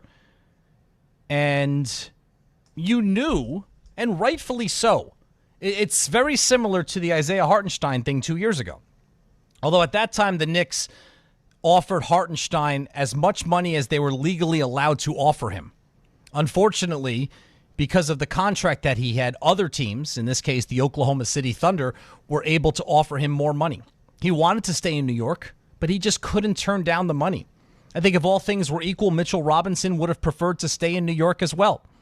But the Knicks did not decide to match the contract that he was offered and subsequently given by the Boston Celtics. Let's go to Adam in D.C. What's up, Adam? Hey, so with the whole Mitchell Robinson situation, I'm like 20%. I still have that sentimental, sort of feeling of just being sad he's gone. 40%, I understand it. 40%, I don't understand it. The 20% sentimental part. I mean, those cold winter nights in 2018 when Enes Kanter and Evan Fournier are our franchise players, and you're just so depressed and you're just looking for any kind of bright spot. Mitchell Robinson was that guy. I mean, on the post-game show with Bill Pito and Wally Zerbiak, Alan Hahn, just hearing them rave about him and just looking for anything. So he was that guy. To just see him kind of grow into a player that could help us win a championship and then go, it's a little bit tough as a fan. And call me sentimental or soft, but that's kind of how I feel. On the 40% where I understand the move, I understand it because the last contract that he got, that was with the assumption that he's going to be a starting center when we had Julius Randle and other guys. But now his role changed since we got Karl Anthony Towns, and he's going to be a backup. So I understand we're kind of giving a starting salary as a starting center is a little bit difficult now. But then the part where I still feel that we probably should have kept him is because not all minutes and not all games played are created equal. I mean, call me crazy, but I will take 19, 20 minutes from Mitchell Robinson and 60 games played over 82 games of DeAndre Ayton and Andre Drummond, because I feel like at the end of the day, when it comes to winning a title and really big games in the finals and the playoffs and pivotal games, I will take the uniqueness of what Mitchell Robinson gives you as a guy who knows his role, perfects it, rim running, offensive rebounding, versatile defense, sprinting over the court, blocking shots. I will actually take 19 minutes of that, 20 minutes of that, along with the chemistry, along with the fact that he grew up with the team, over another, backup center who will just kind of come in and just, do some stuff and just kind of give you that sort of mundane, NBA center kind of play. So that's kind of where I'm at with it. I'm not sure if you kind of agree with any of that. No, I think I agree with a lot of it, Adam, and thanks for the call. And I think the reason why we are talking so much and so in depth about the departure of a backup center is because of how valuable he was in that role. And I agree with you. If all things were equal, I would take 19 or 20 minutes of Mitchell Robinson. They found the perfect role for him. I would take 19 or 20 minutes of him over those other guys that you mentioned, for sure. They found the perfect role for him. He played that role as well as he possibly could. The sentimental part that you brought up is also completely valid. He was the last link. The Knicks fans, and part of the reason why this championship was so meaningful was because of, what had happened the 15 to 20 years prior to Leon Rose turning this thing around. There were very, very, very long periods of time of darkness, as it has been described by many people. 17-win seasons, 21-win seasons, playoff stretches that spanned 6-7 consecutive years. And Robinson was the last link on this team that was part of that era, right? And he got here, and the Knicks were bad his first couple of years, and then Rose came in, and they started to turn things around. The longest tenured Knick is now Deuce McBride. But McBride got here. He was a Leon Rose draft pick, right? So he got here after things had already been going in the right direction. And everybody else who has come after that has joined, a playoff caliber, a playoff contending team. Robinson was the last link to kind of remind Knicks fans of what they went through, which is what made this championship so much more special and so much more meaningful. Let's go to Jeff in Spring Valley. What's up, Jeff? Hey, how you doing? I appreciate the time. Two quick takes, and I'm really interested to see how you feel about this. The first one's pretty simple. I heard a couple of people call in on the whole LeBron James thing, and I don't know where people are coming from saying that he's a bad guy.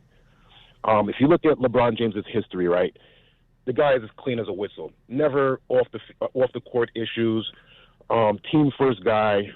He's not a cancer in the locker room by any means. And in terms of what he brings to the table, he's a force multiplier, right? The guy is a big man that can play guard, and he shares the ball. And so my first take is I don't get the idea that LeBron James is a bad guy or he would come in and be a spoiler. I'm with you that anybody who thinks anything of the sort is probably on drugs. So that's my first thing. And then real quickly, the second piece is I think a lot of people are really underestimating the Pacers. I know they had an off year last year, but if you think about it from a Knicks perspective, there's one team that's been their Achilles heel these last couple of years, and historically, right? And it's the Pacers. I like what they did this offseason, this year, adding Zubac to the fray. Halliburton's coming back next year, healthy, hopefully, and they just added Oubre. So if there's one team that's not being talked about as a potential team that can give the Knicks some problems, it's probably the team that's been giving them problems in the last couple of years, minus last year, is the Indiana Pacers. And, I just kind of wanted your take on those two things. I agree. The second point, yes, I do think people are probably overlooking the Pacers. I certainly am not, Jeff, and thank you for the call. But yeah, I think it's a certain degree of out of sight, out of mind. The one thing I will say, I think the Knicks ran out of steam each of those playoff series. The first time they played them, 2024, if OG Anunoby doesn't get hurt at the end of Game 2, the Knicks win that series. They went up 2-0. They went up 3-2. Anunoby was done. Robinson was done. Josh Hart hurt his oblique early in Game 6, and he was compromised for the last 2 games of that series. Bojan Bogdanovic was supposed to be an important piece off the bench for the Knicks that playoff run. They had already lost him. They just lost too many guys. But it was Anunoby's was the injury that killed him. If Anunoby doesn't get hurt at the end of Game 2, the Knicks win that series. They go to the conference finals against the Celtics, and my guess is they probably would have lost to the Celtics there. And then last year, when they lost in the conference finals to the Pacers, they took their eye off the ball in Game 1, and they allowed the Pacers that historic comeback, and they were never able to recover from that, and the Knicks were out of gas.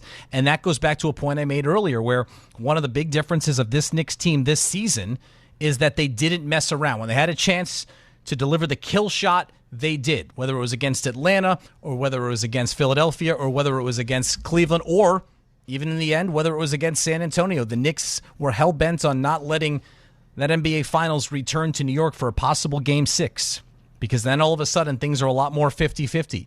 And that the Knicks were unable to do that in years past. They lost games earlier in playoff runs to teams like Philadelphia and Detroit, and even the Pacers that they shouldn't have lost. And that just accumulated the miles and the wear and tear on their guys to the point where by the end of those series with the Pacers, both years, the Knicks were out of gas. The LeBron James point, I got to be honest, I haven't heard anybody saying he's a bad guy. I don't think he is a bad guy, so I agree with you on that, but I haven't heard that. The one thing I will say, if you bring LeBron James into a locker room, the dynamic changes. There's no way around it. This is one of the handful of greatest players this league has ever seen.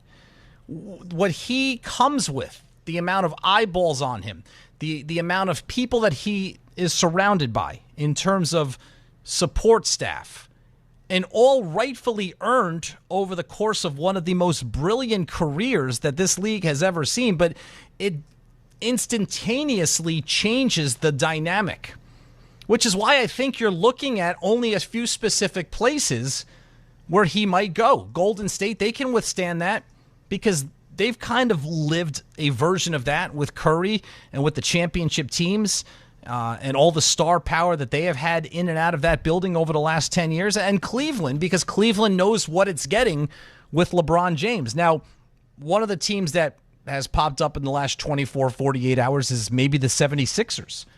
I mean, if I'm LeBron James looking at this from his perspective, I go to the Eastern Conference. I mean, I'd like to think he's learned his lesson, right? He's been to the NBA Finals in his career 10 times. 9 of them were as a result of leading his team to victory in a weakened Eastern Conference. There's more competition to get to the NBA Finals in the West. You have Oklahoma City and you have San Antonio, and neither of those teams are going anywhere. But if he can go to a team that's already a top 4 or 5 team in the Eastern Conference, whether it's a Cleveland, whether it's a Philadelphia now with the addition of Jaylen Brown, that makes that interesting. You know, he's not an answer for the Knicks.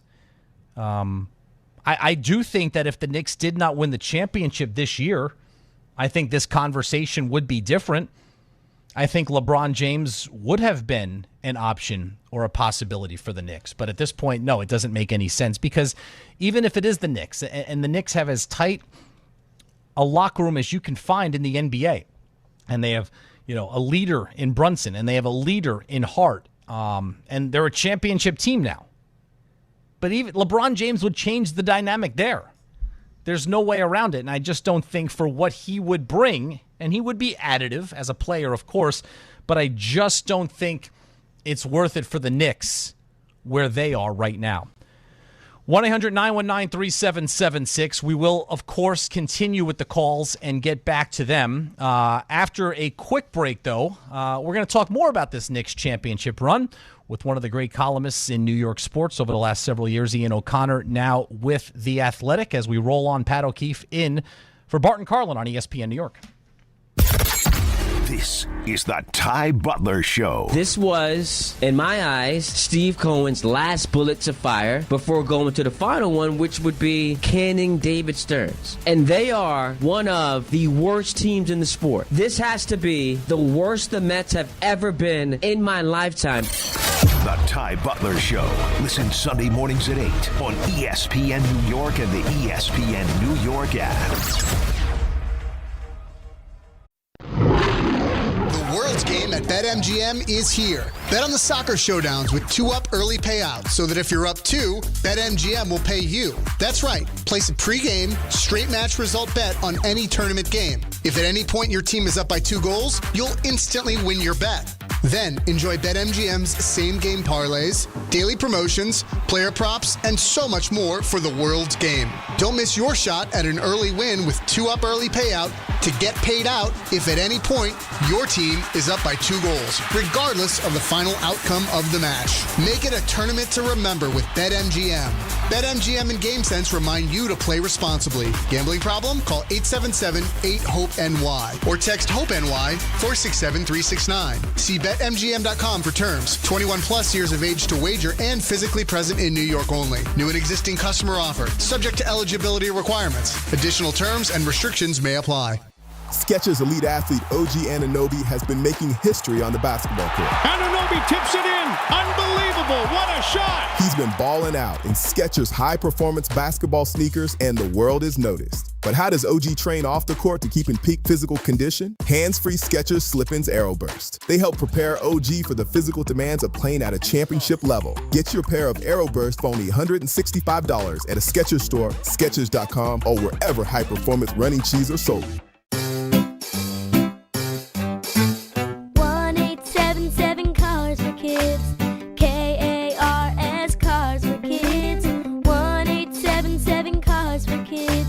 Donate your car today. Call 877-CARS-FOR-KIDS to reach a friendly live agent. Donation is super easy, and your car can be picked up as soon as tomorrow. Call us now or go to carsforkids.org. 7 Cars for Kids. Donate your car today. Did you know you can donate real estate too? Big events are bringing more riders across the region. So if you're taking New Jersey Transit for everyday trips, plan ahead. Check schedules, allow extra time, and consider traveling outside of peak hours when you can. New Jersey Transit is running additional service to help keep everyone moving.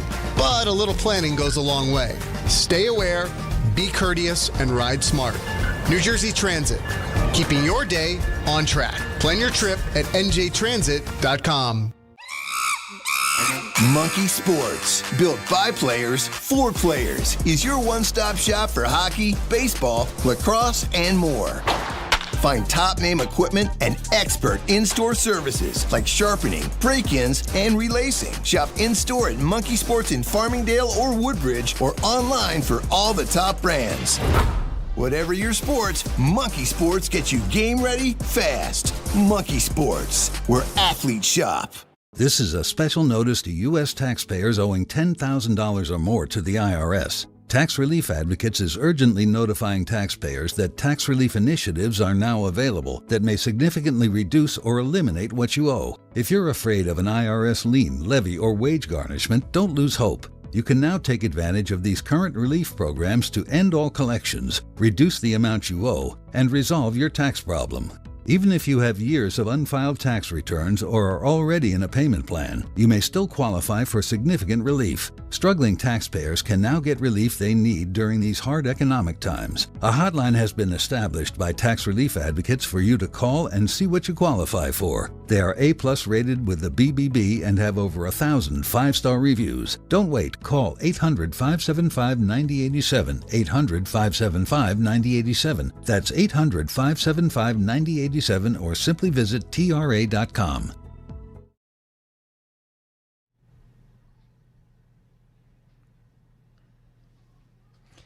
All right, it's Bart Carlin here on 880 ESPN New York. Independence Day holiday, 3-day weekend getting underway. Pat O'Keefe in for the guys today. 1-800-919-3776 is the number. It's still 3 weeks later. Sounds a little funny to say this, that the Knicks are the NBA champions. You know, for someone like me who grew up around here, before I went into this business, die-hard Knicks fan, it's something that I never thought I would have the opportunity to see or say, but that's the reality of the world we live in right now. So let's keep the conversation going and let's keep talking about it. Few people better to do that with than our next guest, Ian O'Connor, columnist with The Athletic, best-selling author as well, who is all over this Knicks championship run, adding his great perspective to it. Ian, thanks a lot for the time today. Great to see you. How you doing? Great to see you, Pat. Thanks for having me. So you did such a great job covering this run, putting it into the proper perspective. You've seen and covered more than most in this town. So you've seen the highs and the lows, the ups and the downs. You know, as we sit here today with kind of the benefit of 3 weeks to reflect, where will this Knicks team stand in the annals of New York sports? Well, it's a great question, and I think it feels like 3 months. It really does. I think it's because it's been a never-ending celebration of this team in New York and beyond that I feel like 3 weeks, it's just the longest 3 weeks ever in a good way, right? If you're a Knicks fan or somebody who lives in this area, there's so many people who weren't Knicks fans in the tri-state area who still embrace this team because it was just a very, very likable team. Maybe the most likable team I've ever covered as a columnist in New York. And I think it's right at the top of the mountaintop of all-time great New York teams. And I wrote a column about that and why I felt that way. And I think part of it is the way it moved and inspired people. Of course, on top of that, to do this in the social media age where the scrutiny is like never before, to do this with a 53-year drought, that burden hanging over you, and to then move a region the way the Knicks did with the miracle comebacks in the playoffs, with the consecutive streak of victories like we've never seen before on the road and obviously also at home. When you put it all together, I think they're right at the top in the history of New York sports. And people have made arguments about other teams. Obviously, the 98 Yankees were more dominant during the regular season. I think the Knicks used the regular season just to get ready for the one thing that matters. So I don't really discount what they did during the regular season. Those 82 games were very helpful in setting up what became the greatest postseason run we've ever seen in any sport. Yeah, and one of the greatest postseason runs of any team in NBA history, which, as you said, is ultimately what matters the most. And to your point about so many people, not the diehards that are locked in for 82 nights a year, but I have run into a lot of people in the 3 weeks since. They just want to know about this team. And these aren't people that are watching each and every night. And I think a big part of it is what you're saying is these are likable guys. And it's something that I've said for a very long time. But sometimes when you're too close to a team, I'm wondering, is it just because I'm so close to them? But, hearing people who are not there every single day say the same thing, and you start to learn about the human interest stories. And you told a lot of them and reported on a lot of them during the playoffs. What are some of the stories about these guys as humans that have really resonated with you, that stick out to you covering them during this run? Well, a point I'd like to make first about people who weren't Knicks fans. I'll take my wife as an example. She is a Mets fanatic, unfortunately, lives and dies with every Mets inning, or dies and dies. But she's not really an NBA or a Knicks fan, and yet she was watching the Knicks and riveted by them. And she said, I like Mike Brown a lot. I like listening to him talk. I like the way he conducts himself. I like Jalen Brunson. Same thing. I like watching him play, but I also like listening to him talk. The playful relationship between Hart and Brunson was very appealing to people. And so, their humanity really came across. And I think the most profound story I did during the run was on Karl Anthony Towns and the relationship he has with the mother of a U.S. Marine who was killed in Afghanistan. And that Marine went to Karl's high school at St. Joe's of Metuchen, New Jersey. They didn't know each other. They were 10 years apart in age. But when Karl Anthony Towns was a freshman at St. Joe's, he went to that Marine's funeral service. And then in the next game decided, I got to find a way to honor this fallen soldier who went to my high school, even though I don't know the family. And the young man was 25 when he was killed in Afghanistan. So he said, I'm going to score 25 points, and then I'm going to stop. And that's exactly what he did as a freshman in high school in a varsity game. And he had opportunity to score more points. He basically took himself out of the offense. That word got back to the mother of the Marine, Kathleen Reinhard, and they ended up talking, and they still have a relationship to this day. And Karl Anthony Towns had her at a Knicks game in April, hosted her. And so just to see a story like that, a very simple, small gesture, which really speaks to big picture things about who Cat is as a person and really who the Knicks are, I think was a big part of their mass appeal. Yeah, no question about it. That's the off the court. And then, of course, you can't help but admire that the way they do play on the court, the comebacks, the teamwork, the working together. And you look at these guys individually, Ian, Brunson, too small, too slow. Towns had a reputation for being soft. OG Anunoby couldn't stay healthy. Mikal Bridges had a tendency to disappear. These are all things that were said about these guys, and obviously they heard them throughout their careers. How much do you sense that those slights fueled them to make this run? In a lot of ways, New York is an underdog city, even though it's the biggest market in the sport, in the country, maybe in the world. But the city seems to really embrace people who overcome adversity, overcome doubts and haters and all that kind of thing. So I think that was very appealing to fans and the people who embraced the Knicks late in the game. That Brunson, for instance, of course, when he arrived, the question was, is he good enough to be the second best player on a championship team? Never mind the first. And so and I asked those questions. And I remember the first time I wrote about him and going back, I thought it was a good signing. I thought there was a lot of upside there. But I figured he'd be maybe a better version of Van Vliet, who is a very good NBA player, maybe make a bunch of all-star teams and maybe become the second best option on a championship team. But to become what he did, listen, I know we've all gone back and looked at hot takes that failed, and I've had my share certainly over the years, but his own father said in the tunnel in San Antonio after the championship was won in Game 5, I didn't think he'd be this good. Now, if your own father is saying that, the man who trained you and raised you to be a champion, then I think we should give some grace to people who maybe doubted Jalen Brunson a little bit, because nobody, not even the Knicks, not even Leon Rose, saw this coming. So what does it mean? He has a chance. I don't think he's quite there yet as the greatest Knick of all time, out of respect to Walt Frazier and Willis Reed and Patrick Ewing. But I think there's no question within 2 or 3 years he'll be there. He's going to be the greatest Knick of all time. Is he there already? I think there's a case to be made. My colleague James Edwards made a very compelling case for that in The Athletic. And I would say that'll happen within the next 2 or 3 years. And I also think he's going to win another ring. I don't think he's done. He wasn't done at Villanova when he won one, right? He won 2 in 3 years. Why would he be done now? So to bet against him winning a second championship or even a third, I think is, as I said, doubting Jalen Brunson, I said this in The Athletic, is a failing business. So if you want to stay in that business, I think it's a mistake. Ian O'Connor of The Athletic, longtime New York columnist. One of the reasons I wanted to have you on, right before the finals began, I heard you on with Don Hahn and Rosenberg, kind of previewing in between the Cleveland and San Antonio series. And you joked before about how you've had a few hot takes that didn't work out during your career, as we all have. You were supremely confident that the Knicks were going to finish the job and win the championship this year before the finals even started. What was it? At what point did you really start to feel that way, that the Knicks were going to finish the job this time?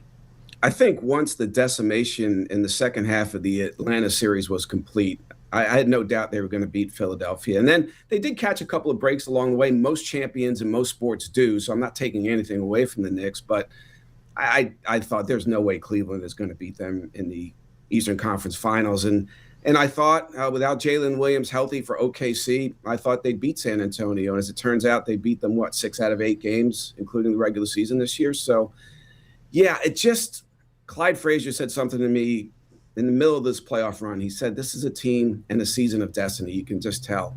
And I think you could have put the Lakers and Celtics of the mid-'80s against these Knicks, and the Knicks would have found a way to win that too. I just think they were winning the championship this year. It was their year to do it. They were healthy. They were playing as a team. Again, after the first 3 games of the Atlanta series anyway, after Mike Brown made a great move, because if that move with Cat doesn't work, he's getting fired. If they lose that series, I'm sorry, he can't survive that. You can't take one of your 2 superstar players, dramatically change his role, have that maybe cost you a series, and then survive. That's not happening. And I think Mike Brown deserves a lot of credit for being fearless and not caring that he was putting his neck on the line once again. And remember, Pat, as you know, this is a man who came to New York. He'd been fired, 4 times. So this was his last chance, his last call at the saloon. And he put it all on the line with that Cat move to make him a point center. And it was a brilliant move. And I even found a tweet back in, it was April of 24, where I said, I think Jalen Brunson can be the best player on a championship team. And I'm not going to name him, but I had a colleague who used to kid me about how often I would go to a Knicks game and write about Jalen Brunson. And he said, do you realize there were other people on this team? And I said, yeah, I also realized I was there in 1996 when Derek Jeter was a rookie, though he played a little in 95. And I felt like, certainly, again, I've been wrong before, I felt like there was something developing between Brunson and the Knicks and New York that reminded me of Jeter and the Yankees in New York. It was like a perfect marriage and coming together of player and market and opportunity. Again, I could have been totally wrong, but that's why I was on Jalen Brunson pretty early.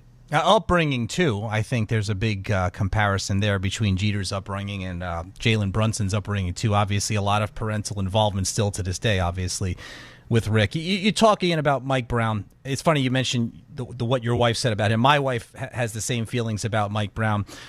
Just loves his approach, the way he carries himself. One of the things I appreciate, he seems very content in the career that he has had, and he seems very, and this is even before they won the championship, he seems very appreciative of the life that he gets to live, which is, I think, refreshing. Now that he got this job done and his legacy is secure, what is it about him that he was finally the guy to get this done? It was so reminiscent, and I'll also credit Mike Vaccaro, another columnist who was around in the 90s and in New York with me, and when Joe Torre was hired. And Buck Showalter had done so much good work in restoring the Yankees as a contender. The Yankees were a total mess. He did a great job of cleaning up that organization and putting the Yankees in position to win a championship. He gets let go, or he decides to leave after George Steinbrenner puts pressure on him to fire some of his coaches. And Joe Torre's hired, same thing as Mike Brown, 55 years old, fired by 3 different organizations, considered maybe too much of a nice guy to actually get it done in a market like New York. And he comes in and he wins right away, like Mike Brown did, but then he doesn't settle, and he's got the team to do it multiple times. He does it 4 times in 5 years, which is amazing. I don't think Mike Brown is going to do that, but I think he had the perfect touch following Tibbs. Tibbs was very much like Showalter, did an amazing job cleaning up the organization, putting them in position to win, and maybe you needed a more human, a lighter touch to get the Knicks over the top. James Dolan and Leon Rose took a gamble. It was a bit of a, not reckless, but it was a wild gamble to take, because if you bring Tibbs back, and I would have played it safe and brought Tom back, and they didn't. And I give them credit for having the courage of their convictions, because if that didn't work, man, they would have taken a lot of heat, both of them. And it was the perfect move to make. It was like, and I've written this, Tibbs did not deserve to be fired, and yet Mike Brown was the perfect replacement, the perfect guy to bring in. And I think both things can be true. I really do. And if you told me the combination of Mike Brown and Jaylen Brunson, or asked me, are they going to finish with 1 championship or 2? I would certainly put my money on 2. If you said, all right, how about 1 and 3? That's a closer call.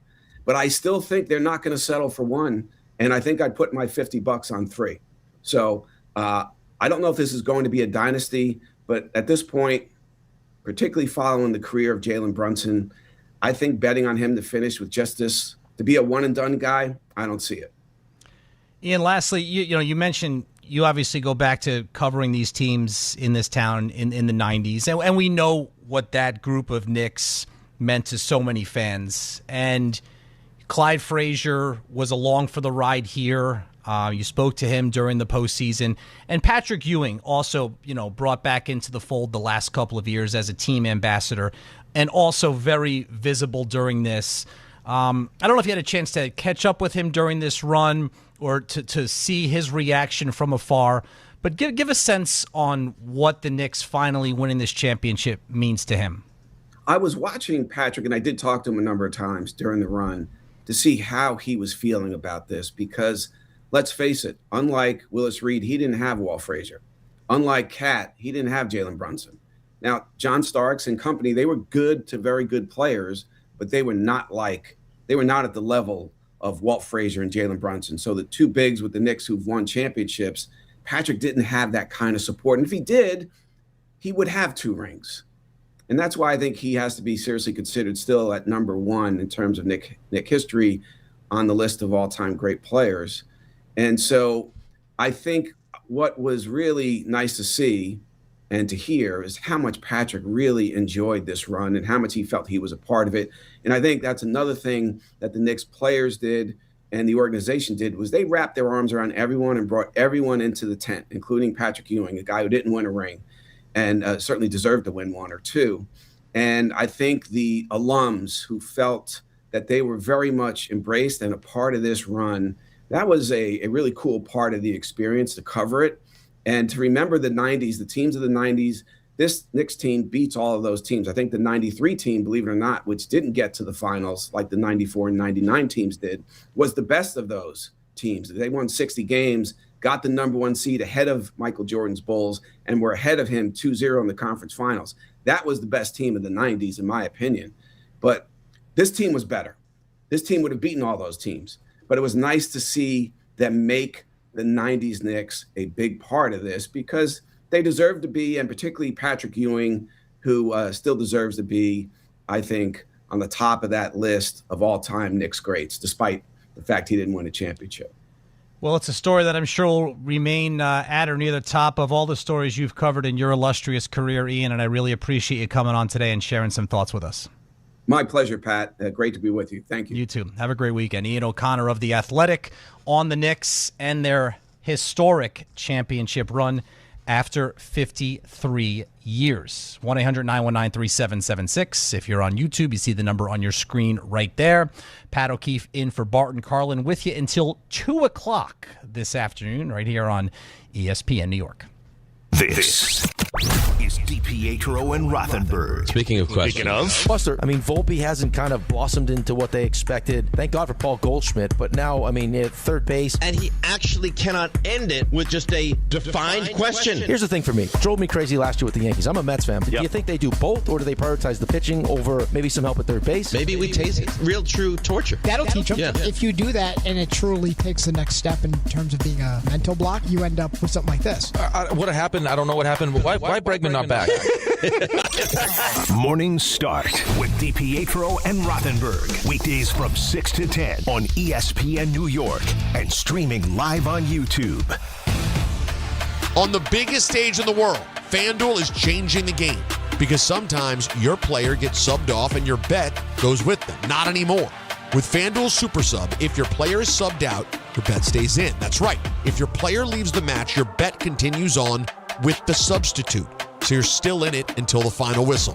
On the biggest stage in the world, FanDuel is changing the game because sometimes your player gets subbed off and your bet goes with them. Not anymore.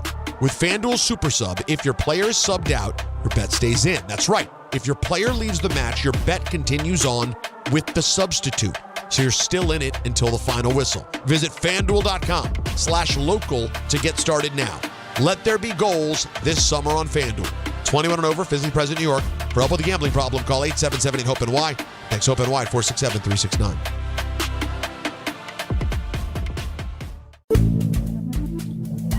Good Karma Brands is proud to be an equal opportunity employer, providing equal employment, development, and advancement opportunities to all teammates and applicants. To learn more about careers with us, please send an email to talentacquisition@goodkarmabrands.com. That's talentacquisition@goodkarmabrands.com. There are a million reasons to love New York. Making your budget stretch isn't one of them. According to an independent study, Amazon prices average 14% lower than other retailers. Get food, fashion, furniture, and more shipped straight to your building. That's how Prime members have saved over $2 billion on grocery and household items. Learn more at aboutamazon.com. At City Harvest, we believe no New Yorker has to go hungry.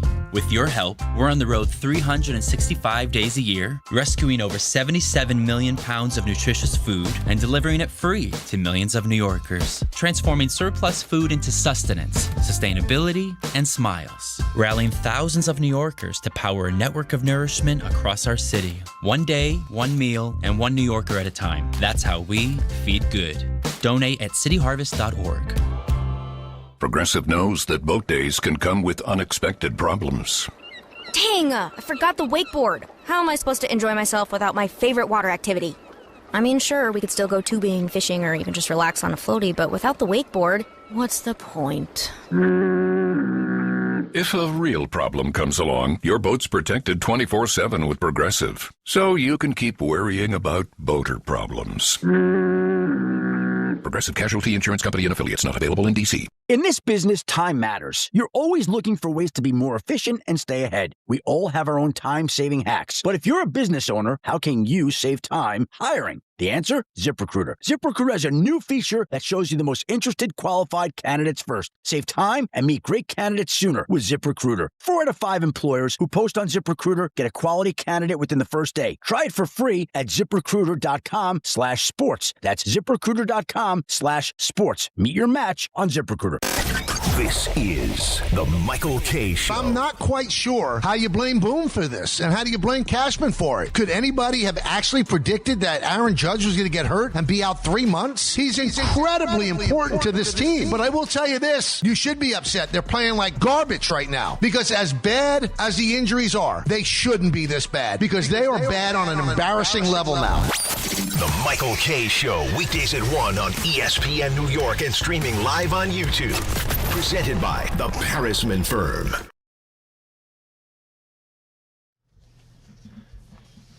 Great stuff with Ian O'Connor of The Athletic. Appreciate him taking the time on this holiday Friday to share his thoughts and experiences covering the Knicks championship run. Pat O'Keefe in for Bart Carlin. Extended show today until 2 p.m., and then Ty Butler takes you through the afternoon. 1-800-919-3776. I mentioned this last night. Last night I was on in Dan Grasso's spot. It was actually my first time on the air since the Knicks won the championship, since I did the postgame show that night after game number 5. So it was, nice couple of weeks away. And I don't think that it's harmful or bothersome to anybody to continue to talk about the Knicks. I until yesterday and now today, haven't really had the chance to share my thoughts publicly on this forum. So here we go. And that's why I wanted to get Ian's take, his thoughts and obviously perspective, which he was able to provide in such an eloquent way on what the Knicks were able to accomplish. We'd love to get the callers' thoughts, eloquent or not, as well. 1-800-919-3776 as we go back to the phones and say hello to Javier in Queens. What's up, Javier? Hey, Pat, what's going on? Happy Independence Day coming up. And Ian O'Connor was a great interview. Very, very good listen. Ian's always really, really good. What I was saying to Tom was I feel like I'm living in, like, crazy town right now. I've been watching the Knicks for so long. The Knicks are the responsible, financially responsible, just making smart moves, doing the right things, and then the rest of the league is just going crazy because the Knicks won. Like, the Lakers they became the slow time Lakers. Miami made a bad deal for Giannis. That Sixers deal looks like everything around outside of the Knicks just looks really awful. And the thing is with Mitch, I feel like the Knicks figured out exactly what you could get out of this guy, right? They squeezed exactly what you could, and that was with their fingers crossed, right? They got lucky to get him across the finish line. Any team that signs him for big money and expects him to be a starter or, like, do a little bit more than what the Knicks got out of him, there's simply no way. Like, he will not produce in that way that'll, warrant, getting paid a lot. Like, you either got exactly what the Knicks thought they could get out of him or just a little bit less.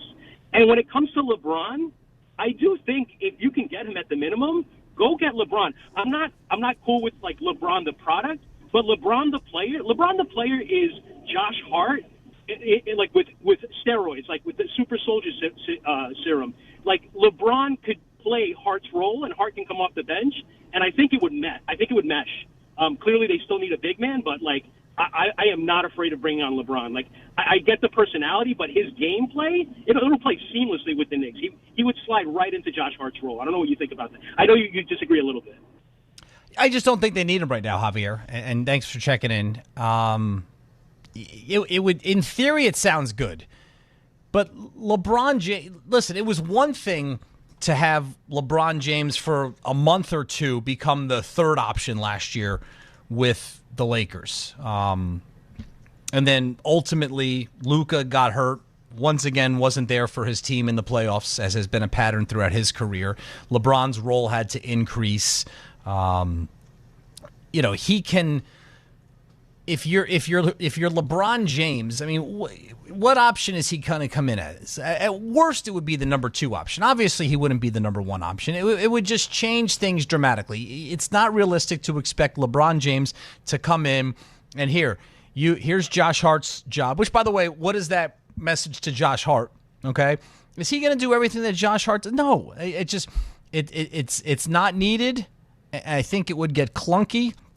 I think there are several teams out there where LeBron James could enhance where they are. I just don't think the Knicks, coming off of a championship team with their entire starting 5 intact, with, what is it now, 8? Yeah, 8 of their top 9 players coming back.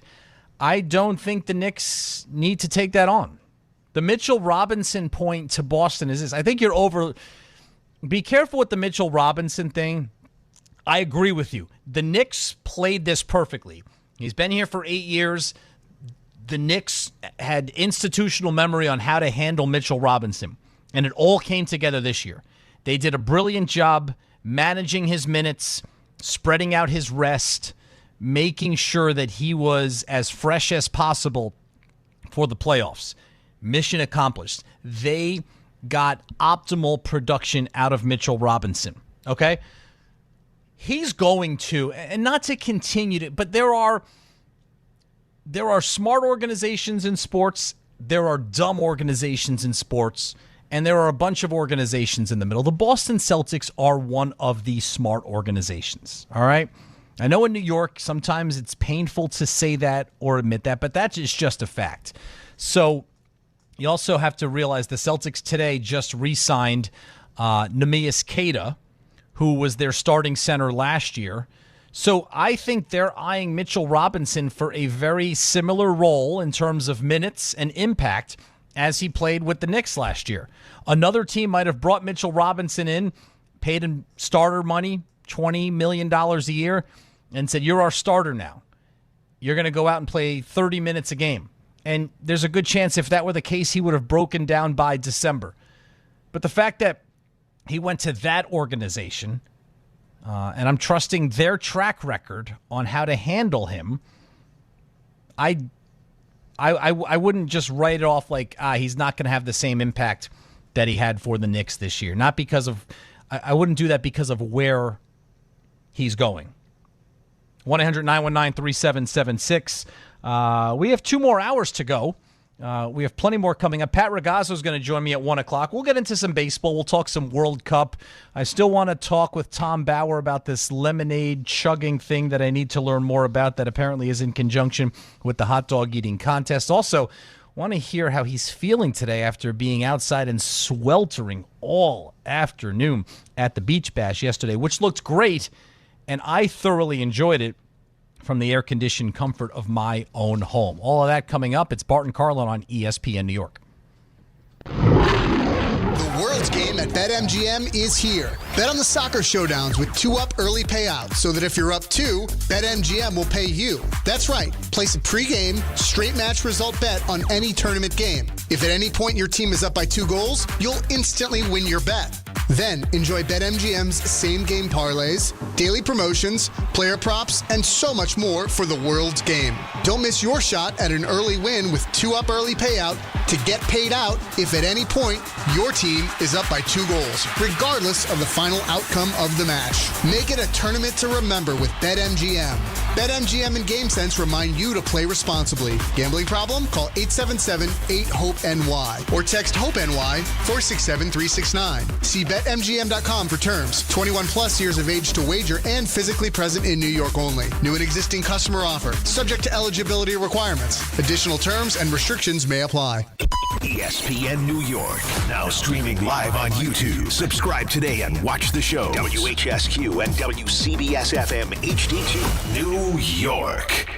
Hey, New York and New Jersey, Boost Mobile has an unlimited talk, text, and data plan that's only $25 a month forever, meaning you'll only ever pay $25 a month for the rest of your life. Who wouldn't want unlimited wireless when it only costs $25 a month forever? If you don't, you must be one of those people who enjoy overpaying for their phone plan. $25 a month forever is truly as good as it gets, so go online and switch now at boostmobile.com. After 30 gigabytes, customers may experience slower speeds. Customers will pay $25 a month as long as they remain active on the Boost Mobile Unlimited plan. Okay, girls, ready to go? Yeah! Mom, I'm hungry. Can I have a snack? Me too, Mommy. You want a snack? Yeah! Got it? Children learn from our behaviors. Mommy, can you open this, All right, hold on 1 second. Okay. Okay, here. Thank you. They learn what is okay from the adults they see. Mommy, are you on your phone? If you're a distracted driver, chances are they will be too. What kind of driver are you raising? Funded by the Governor's Traffic Safety Committee. Hey, it's Rich Eisen for Pella Windows and Doors. Sometimes teams take a timeout to regroup and call the right play. When it comes to your home, Pella Windows and Doors always has the winning game plan. They're not just window and door experts. They're experts at taking care of you and your home. At Pella, they find the products that meet your needs and their experts install them. They do it every day, and that's why your neighbors trust them. Discover why Pella is a trusted choice for homeowners everywhere. Visit Pella.com/Eisen today. That's Pella.com/Eisen. Your ambition just met its match with Robinhood.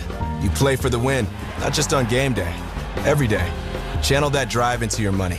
Robinhood puts you in control, all on one platform. You expect more from yourself. Expect more from your money. Get started today at Robinhood.com/yourmoney. Again, that's Robinhood.com/yourmoney. Your money, your move.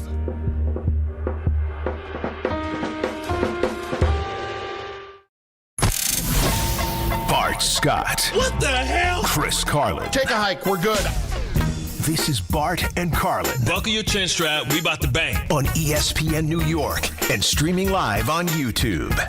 Independence Day holiday Friday morning, now afternoon. Hour number 3 of the show. Pat O'Keefe in for Bart. in for Carlin today. 2 hours in the books. 2 hours to go. Bonus hour of this show today. And today that can only mean one thing. Tom Bauer. I see what you're doing there. You're setting me up for what's about to come. So you know what? I will give it to you, Pat. It's the Power Hour!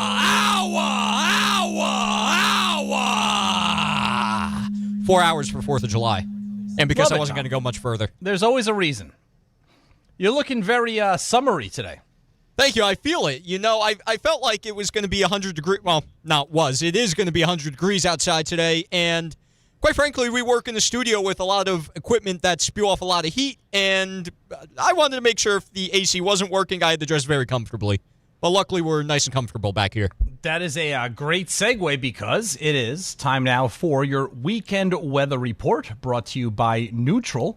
Here in New York City tomorrow, it's going to be hot. It's going to be humid. Possible thunderstorm, a high of 95. Oof. Sunday calling for some sun, some clouds, maybe a thunderstorm and a high of 88. So a little more relief then. And down at the Jersey Shore, Saturday brings clouds and sun, a possible thunderstorm with a high of 100. And on Sunday at the shore, mostly cloudy skies with a possible thunderstorm and a high of 83. That was your weekend weather report brought to you by Neutral. Keep it tasty with Neutral Vodka Seltzer made with real vodka and real fruit juice. Enjoy responsibly. So, weekend weather report, Tom. We have to lump in yesterday. You were out at the Beach Bash, correct? I saw some pictures of you on our Instagram account. That is correct. I made my way over to the Beach Bash after working here through Michael's show in studio. I was able to get there for like the final hour or so, where I joined many people sweltering out in the sun at Bar A in Lake Como, New Jersey. You're a terrific team player. I bet Julian, who was with me in the studio, was not terribly unhappy that he wasn't out there. What was it like out there? I mean, was it as hot as it looked? I mean, for the final hour, to me, it didn't feel like the hottest it was all day, but you were definitely sweltering in the sun a little bit. If you didn't wear sunscreen, if you're like me and you have like fair Irish skin, you were going to turn into a tomato. That's exactly what was going to happen yesterday. But luckily we had a little sea breeze, so that felt nice because we're only like a mile away from the beach. But it was a wonderful event. Got to meet a lot of people out there, a lot of fans of the station. So thank you all for turning up to the Beach Bash yesterday. Really, really appreciated everybody who showed up and stayed through and cooperated with us throughout a very, very warm day at the Jersey Shore. Ooh, it was hot. Credit to all of you who were out there. Now, Julian, I have to ask, other than having to sit through 2 hours of the Pat O'Keefe show, any regrets of not going to the Beach Bash yesterday? No, yesterday was a pretty good day to, have to do your show. Get to be inside in an air-conditioned studio. Not the worst timing on that. Or one. Today either. It's pretty hot today. Are either of your Tom? You're a Jersey guy, right? Oh, I sure am. So is your commute home today impacted at all by what's going on around Madison Square Garden? This royal wedding. Oh, the wedding of the century, I think we're going to have to call it. A magical fairy tale wedding. At least that's what they want to call it. No, I am a bus goer on the New Jersey Transit routes. Okay. So luckily I won't be impacted unless for whatever reason they decide that, you know what, everybody, we're just going to skip the 34th Street line and we're going to redirect you somewhere else. That would suck if that's the case, but I highly doubt that's going to be the case. I think it's going to play out a lot like how the World Cup already has been if you're a New Jersey Transit customer, where you're going to have to enter probably around wherever you can get into Moynihan train station. I'm assuming there's going to be full access to Penn Station, because if there's not, then that's just a complete and utter shame by New Jersey Transit for putting up with that, in the city for that matter, too. It's all anyone's talking about, apparently. The royal wedding at Madison Square Garden. What a couple of months for the Garden, huh? In the NBA Finals, and now this, arguably even a bigger event. And I think some people are going to say I was about to literally say that. I think some people are going to try and make this out to be the best event of the summer that's happening at Madison Square Garden. But, of course, as we know on the station, that's absolutely not true. Absolutely not true, indeed. 1-800-919-3776. Let's get some more calls in. Let's go to Jose in Brooklyn, who, if I'm not mistaken, was out there at the Beach Bash yesterday. Jose. Good afternoon, Pat, and I see you got Julian and Tom in the nice AC, and I'm enjoying this nice AC as well in my house, because yesterday it was brutal, and but it was still a good time though, and everybody was fantastic, and love the whole beach bash event. It's pretty much where we get to see you guys, chill, be in that atmosphere and environment, and also, relax and be in that personable spot. And also get to ask you guys questions on on sports topics that we normally don't get to, or we don't have, or we may not have the time to wait and be able to see you guys on air and stuff like that. So there were 2 points that I wanted to talk to you about, Pat, because I think loved your Jaylen Brown point, because it goes to a lot of societal norm standpoints, because you look at Jaylen Brown, he's the person that's had to hear Jason Tatum was better, not just all throughout his pro career, all throughout his life, because these kids are competing with each other in the AAU circuit and in national rankings, and since they're just a year apart, they're pretty much in that same competition sphere. And Jaylen Brown has had to hear how Jason Tatum has been a better player than him throughout his whole career, and yet when it comes down to clutch time moments and clutch time situations, we usually see it's Jaylen Brown is the one that is kind of being relied in those moments and in those situations. So when he actually has that chance to be the number one, where he wins pretty much the division against a Knicks team that ends up winning the championship over time, it is a personal accomplishment for him, but it does kind of give that reminder. And the one take that I will have is the Celtics, after making this type of trade, they have to they're definitely going all in on Tatum, but they have to win they have to win another title to kind of validate this decision, in my opinion. It can't just be kumbaya where we're better without Jaylen Brown, and there's no actual title to actually show, that you actually pretty much crossed that Rubicon and got that title to actually, validate those claims. For the Knicks, Mitch Robinson, I love Mitch. Definitely a foundational piece. Remember, he was the guy in that picture next to Kevin Knox, being drafted in the second round. And I was just hurt by it, but at the end of the day, it's part of what happens. And sadly, and as you guys brought up, you were talking with Ian O'Connor, especially about Tibbs and everything. Sadly, the second apron was that what was that $30 million payoff. That's that's Dolan pretty much making that decision, and we have to kind of take that into account. So if we do go over the second apron, now you're asking Dolan to even give more than what he's already made the decision that he's already had to in that situation, where we let Tibbs go early in the situation where we had to pay him off, bring in Mike Brown, and even though it did work out, there is still certain things that we have to, take into account, and it is still his money, and we have. Well, that's the thing, it's his. At the end of the day, Jose, and thanks for the call. It's his decision. He could have decided otherwise, but it's a financial decision which he is well within his rights to make. The thing about that makes it a little easier. You hate to see Mitchell Robinson go. You hate to see anybody go, but very, very rarely in sports, especially nowadays with finances the way that they are, very rarely in sports are you able to have a championship level team and then keep them together, because people earn more money. And the one thing that makes it easier about Mitchell Robinson departing now is he departs as a champion. He did his job. You're right, Jose. You brought up 2018, and I think that's kind of, like a little bit of a tipping point if you look at the evolution of this Knicks team and where they are right now. As I said earlier, Robinson was like that last link on the Knicks roster to a time where they were not a good team. Everybody else, Deuce McBride now has been with the team the longest. I think McBride was drafted in 2021. Tibbs was already here. They were already a playoff team. So from McBride on, everybody who has joined this team has been part of a team that was a playoff team or better, now a championship team. Robinson was the last guy who, when you saw him, you were reminded of all of those really trying years that you had to go through as a Knicks fan. And I do think it's in many ways kind of, encapsulated in that 2018 draft. I mean, think about the 2018 draft. The Knicks passed on Mikal Bridges, who they, as we know, if I'm not mistaken, ended up trading 5 first-round picks for to the Brooklyn Nets to acquire. They drafted Kevin Knox 9th. Bridges was the very next pick at number 10. All right, the Knicks were between Bridges and Kevin Knox. They had both worked out for the team.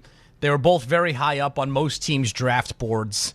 And I remember the story that was reported, and right before the draft, they were kind of, on the fence between those two prospects.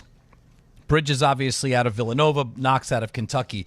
They had them both in, and apparently Kevin Knox dominated a one-on-one game with Mikal Bridges. And that was like the tipping point. Which, by the way, now that we know Mikal Bridges and we know the kind of player that he is, doesn't that make sense? One-on-one, that's not his game. He is the perfect piece for a team unit. He does what is needed. He plays off of, whether it's Brunson, whether it's Cat, he plays off of his teammates. He does the dirty work. He picks up the defensive assignments, and he makes the big plays in the clutch when they're needed. And it's just funny how that according to that reporting, that draft decision was based on a one-on-one game.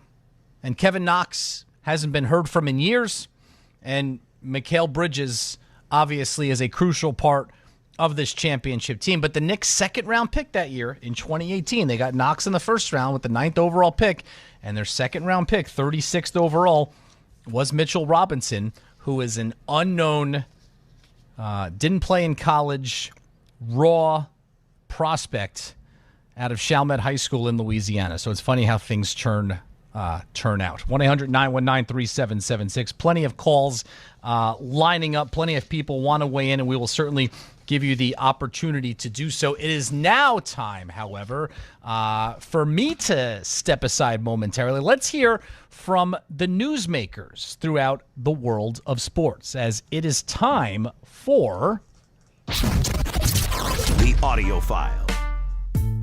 I loved how you set that up, Pat, because that's exactly how we used to do it back in the Bart and Hahn days when I first started doing Probably the last time I hosted this show, so I didn't really know that we had changed, but it's more just of a direct throw. It's like, okay, time for audio files. Tom, talk, and that's pretty much how Carlin throws to it nowadays. But luckily, I like the structure that you appreciate it. You approached this with. So a couple of the callers have brought up LeBron James today as a possibility to the Knicks, and that's kind of been an idea floated around social media. Although, to be fair, in my eyes, I haven't seen a whole lot of actual confirmation that there's true interest there. Maybe 1 or 2 posts occasionally popping up on my feed. But, interestingly enough, Rich Paul, LeBron's notorious agent, was on the Game Over podcast recently and discussed all the things related to LeBron and the Knicks. And we're going to start off with this first piece of audio on LeBron's potential fit with the New York Knicks. I think it's difficult, right? Because the last thing you want to do is mess up something like that, right? The Knicks has a good thing going. That'll be... If the Knicks hadn't have won, there would be no board. He'd be going to the Knicks. He'd be going to the Knicks. Interesting. But the fact that they won... I always thought that eliminated them. But the more I think about it, Rich... Well, it's a player thing, Max. Interesting. Very. And we'll get more thoughts on that in a second. But Rich Paul continued on the Game Over pod why the Knicks would be a tough move for LeBron to make. LeBron's always judged different, though, Max. I understand what you're saying as a fan of the Knicks and as, someone who has been around sports forever. But he's just always judged different. And that's a very fragile thing. And he's been a part of championship teams. Here's the thing. He's been a part of a championship team with people coming onto the team. when LeBron comes onto your team, I don't care if you just won a championship. I don't care if you've been the best player. It's different, man. His enterprise value and what he just carries is different. And I respect the fact. Mike Brown knows this. Jalen Brunson would literally have to pick up the phone and say, hey, man, it's no issue with me. It's no issue with me. All right, Rich. And I got one more on that before we get Pat's thoughts. Have the Knicks checked in? Have the Knicks called? Yeah. Knicks checked in? They checked in. Yeah, that doesn't sound very... I don't know if I'm buying that all from Rich Paul there. That was Max Kellerman, by the way, who he was referring to as Max. Yeah. Listen, I agree. The second clip you played is spot on. And that's kind of what I was trying to say before. I think it was Javier who was in favor of bringing LeBron James on. I agree with the first two clips, and I think I've made variations of both of those points. Number one, if the Knicks weren't currently the NBA champions, I think this would have been different. I had conversations with people during the regular season last year, and let's be honest, let's go back in time to where it wasn't a foregone conclusion that the Knicks were going to win the NBA championship or even necessarily get out of the first round or get to the conference finals. You knew that LeBron James was going to be a free agent, and I had conversations with people where on many levels it would have made sense for LeBron James to come into this team. But now that the Knicks have won the championship, I don't think it makes sense for the Knicks, and I don't think it makes sense for LeBron James. And LeBron James is different for all the reasons that Rich Paul... Now listen, he's also his agent, so he's trying to deliver a specific message. But I agree with what he was saying. When you bring LeBron James into... There's a lot more that's involved. Rich Paul's involved. He's coming now. LeBron's... I'm going to be careful and not use the same words that Phil Jackson used a decade ago when describing, the entourage of a NBA player. But LeBron is surrounded by a lot of support staff and friends and people that he grew up with that serve specific roles in his life and in his enterprise, the word that Rich Paul used there. So bringing him, it's not a seamless fit, and I just don't think that the Knicks being the NBA champions that they are right now, I don't think that is something that they need to deal with. Couldn't agree with you more, Pat. And and that's going to set us up perfectly for our next clip by Ian Begley, who was on with some fella named Pat O'Keefe last night. He's good. Yeah, I hear wonderful things about Pat O'Keefe, even Ian Begley as well. So what is next for the Knicks? Karl Anthony Towns, extension eligible. I believe Josh Hart will be extension eligible too, but Towns would be the big one just because of his contract and what an extension might look like. What is he interested in an extension? I think that if I'm just guessing, I would guess that they'll find some common ground and figure something out. So that's the biggest one in terms of starting five. And then, you want to see what you can do with Josh Hart. But I think the idea, right, that this starting five is coming back and that core is coming back is something that you don't see that often. He uses the phrase common ground, which to me implies he didn't come out and say Towns wants the max that he's eligible for, because that would be, somewhat debilitating to the Knicks in their continued quest to remain on top of the NBA. And you always wonder how teams react to winning a championship. Pat Riley, in his book, I think it was The Winner Within, that came out in the 1990s, spoke about his time in Los Angeles. And when you win a championship, the players on the team suffer from the disease of me, where now all of a sudden I've got my ring, probably because I had to a certain extent, sacrifice for the team. Mission accomplished. Now it's time for me to get mine, whether it's my money, whether it's my touches, whether it's an increased role on our team. You wonder, and I don't think you ever actually know. In an ideal world, you want to look at this group of Knicks that we've acknowledged is extremely likable, historic, a team that will, as my colleague Tyler Murray so eloquently said, a team that will live forever. you like to think that the individual members of that team are not going to suffer from that, but you don't know. There is something called human nature that comes into play. So the easy thing for people like you and me on the sidelines to say is, yeah, take money, take some less money. Look how much fun it was. It'll increase your chances of, making another run at another championship or another 2 championships, as Ian O'Connor suggested the Knicks might have a chance to do. But you don't actually know how each and every player is going to react to that until you see them go through it. So that's hopeful, the fact that Ian Begley used the phrase common ground between the Knicks and Towns, as opposed to Towns wants the max that he's eligible for.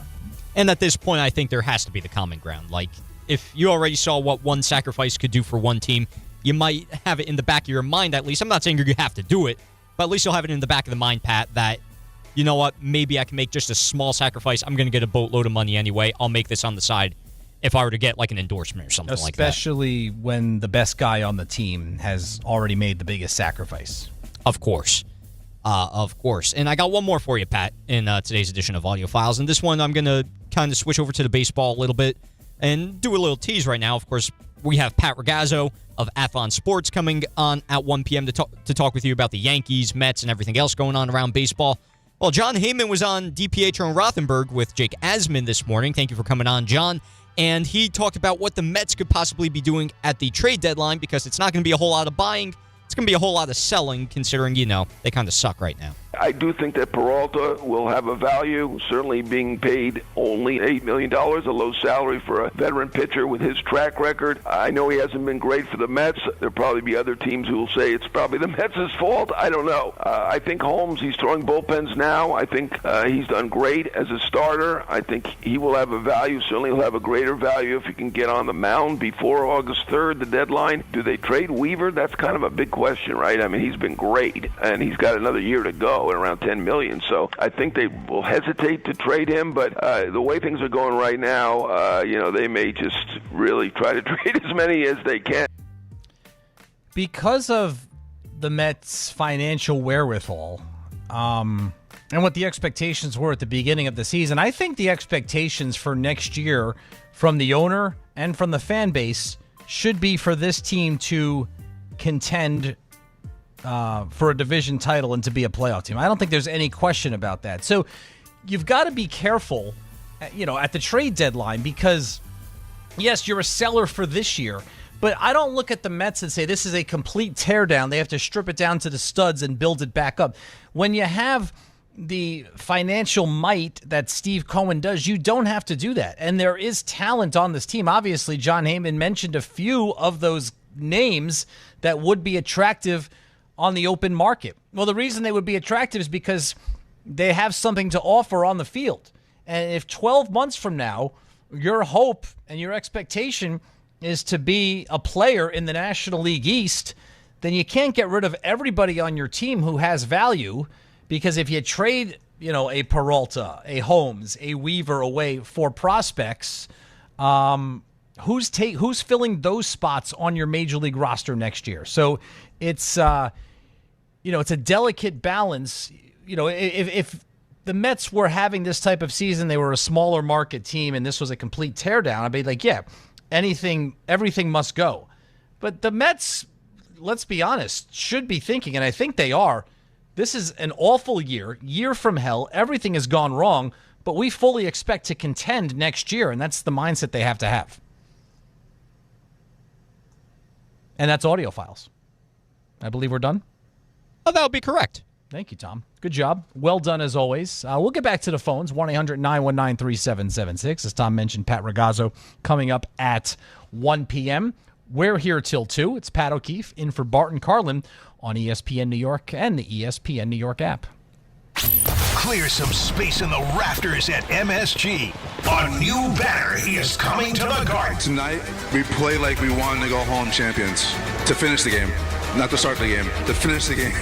It means the world to me to go in that court with those guys. Whatever environment we're in, home or away, doesn't matter for us. To have the fans that we have in New York City and be able to bring home a championship after all these years is absolutely amazing. ESPN New York is your home for the world champion New York Knicks. Hey, Yankees fans, come out to Yankee Stadium on Monday, July 20th, when the Yankees host the Pittsburgh Pirates, and be ready to receive a traditional Yankees giveaway. It's Yankees T-shirt night, presented by Sato. The first 15,000 guests will receive a Yankees T-shirt. For tickets, log on to Yankees.com/tickets. Again, don't miss the Yankees and Pirates for Yankees T-shirt night presented by Sato on Monday, July 20th. Visit Yankees.com/tickets today. Prizes, flyaways, even cash money. You want it? We've got it. Find a list of all contests and official rules by visiting ESPNNewYorkContests.com. That's ESPNNewYorkContests.com. Skechers elite athlete OG Anunoby has been making history on the basketball court. Anunoby tips it in. Unbelievable. What a shot. He's been balling out in Skechers high-performance basketball sneakers, and the world is noticed. But how does OG train off the court to keep in peak physical condition? Hands-free Skechers Slip-ins Aeroburst. They help prepare OG for the physical demands of playing at a championship level. Get your pair of Aeroburst for only $165 at a Skechers store, Skechers.com, or wherever high-performance running shoes are sold. You matter, and so does your well-being. If you're facing tough moments, struggling with anxiety, depression, thoughts of suicide, or substance use, help is here anytime you need it. Call, text, or chat 988 for free confidential support. New Jersey's 988 Suicide and Crisis Lifeline is here 24/7 for you or someone you love, with trained counselors who listen and care without judgment. You matter. Remember New Jersey's 988. A message from the New Jersey Department of Human Services. On the biggest stage in the world, FanDuel is changing the game. Because sometimes your player gets subbed off and your bet goes with them. Not anymore. With FanDuel Super Sub, if your player is subbed out, your bet stays in. That's right, if your player leaves the match, your bet continues on with the substitute. So you're still in it until the final whistle. Visit FanDuel.com/local to get started now. All through this tournament, the betting options on FanDuel bring you straight onto the pitch. Who will score the first goal? How many shots will each team have during the match? It's all right there in the app. And with same-game parlays, you have a chance for bigger payouts. And best of all, with FanDuel, you get paid instantly when you win. Let there be goals this summer on FanDuel. 21 plus and physically present in New York. Start with a gambling problem, call 1-877-8-HOPE-NY or text HOPE-NY 467-369. We all hear the radio ads about the IRS. They tell you to be afraid, to be scared, and they try to frighten you into calling. I'm not here to do that. Tax Relief Advocates is different. TRA is here to tell you that if you owe money to the IRS, whether it's $5,000, $50,000, or $500,000, we have a solution. It doesn't matter if you're sitting in your car, at work, or with your kids. No matter where you are, call now. 800-575-6759. Don't lose hope. TRA can eliminate or reduce what you owe to the IRS. Generous programs are now available that can give you a fresh start. Our passion is taxes and helping individuals fix their IRS problems. We have over 1,000 5-star reviews on Google and an A+ with the Better Business Bureau. You don't need to be afraid of the IRS any longer. End your tax nightmare today by visiting us online at TRA.com or call 800-575-6759. That's 800-575-6759. Tax Relief Advocates. Real solutions for real people.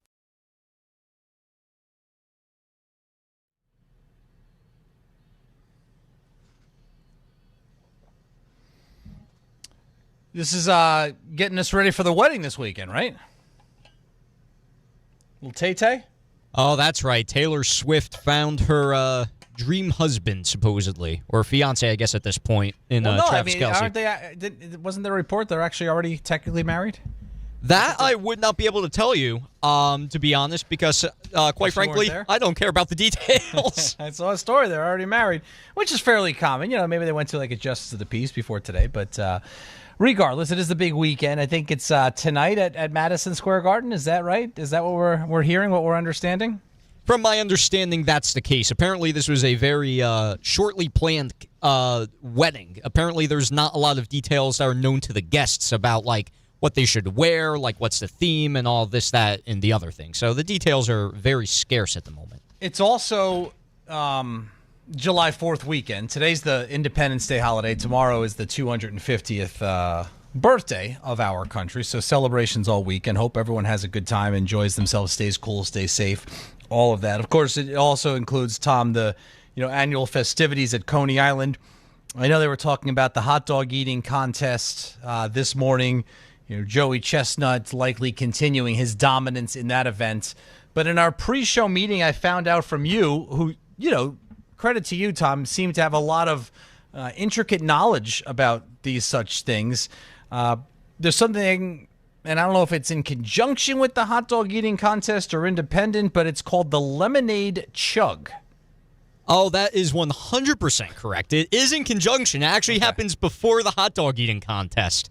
And this is a fun thing. So you take a gallon of lemonade, you put it in a giant mason jar, and you hand it to a few contestants and you say, okay, how quickly can you down this gallon of lemonade and hopefully not throw up all over the place for everybody? So are you disqualified if you throw up, or it's just hopeful for the normal reasons? I think it's just hopeful for the normal reasons, but I would assume that if you throw up or you spew it out, let's say, in any way, shape, or form, that I would assume that's a disqualification.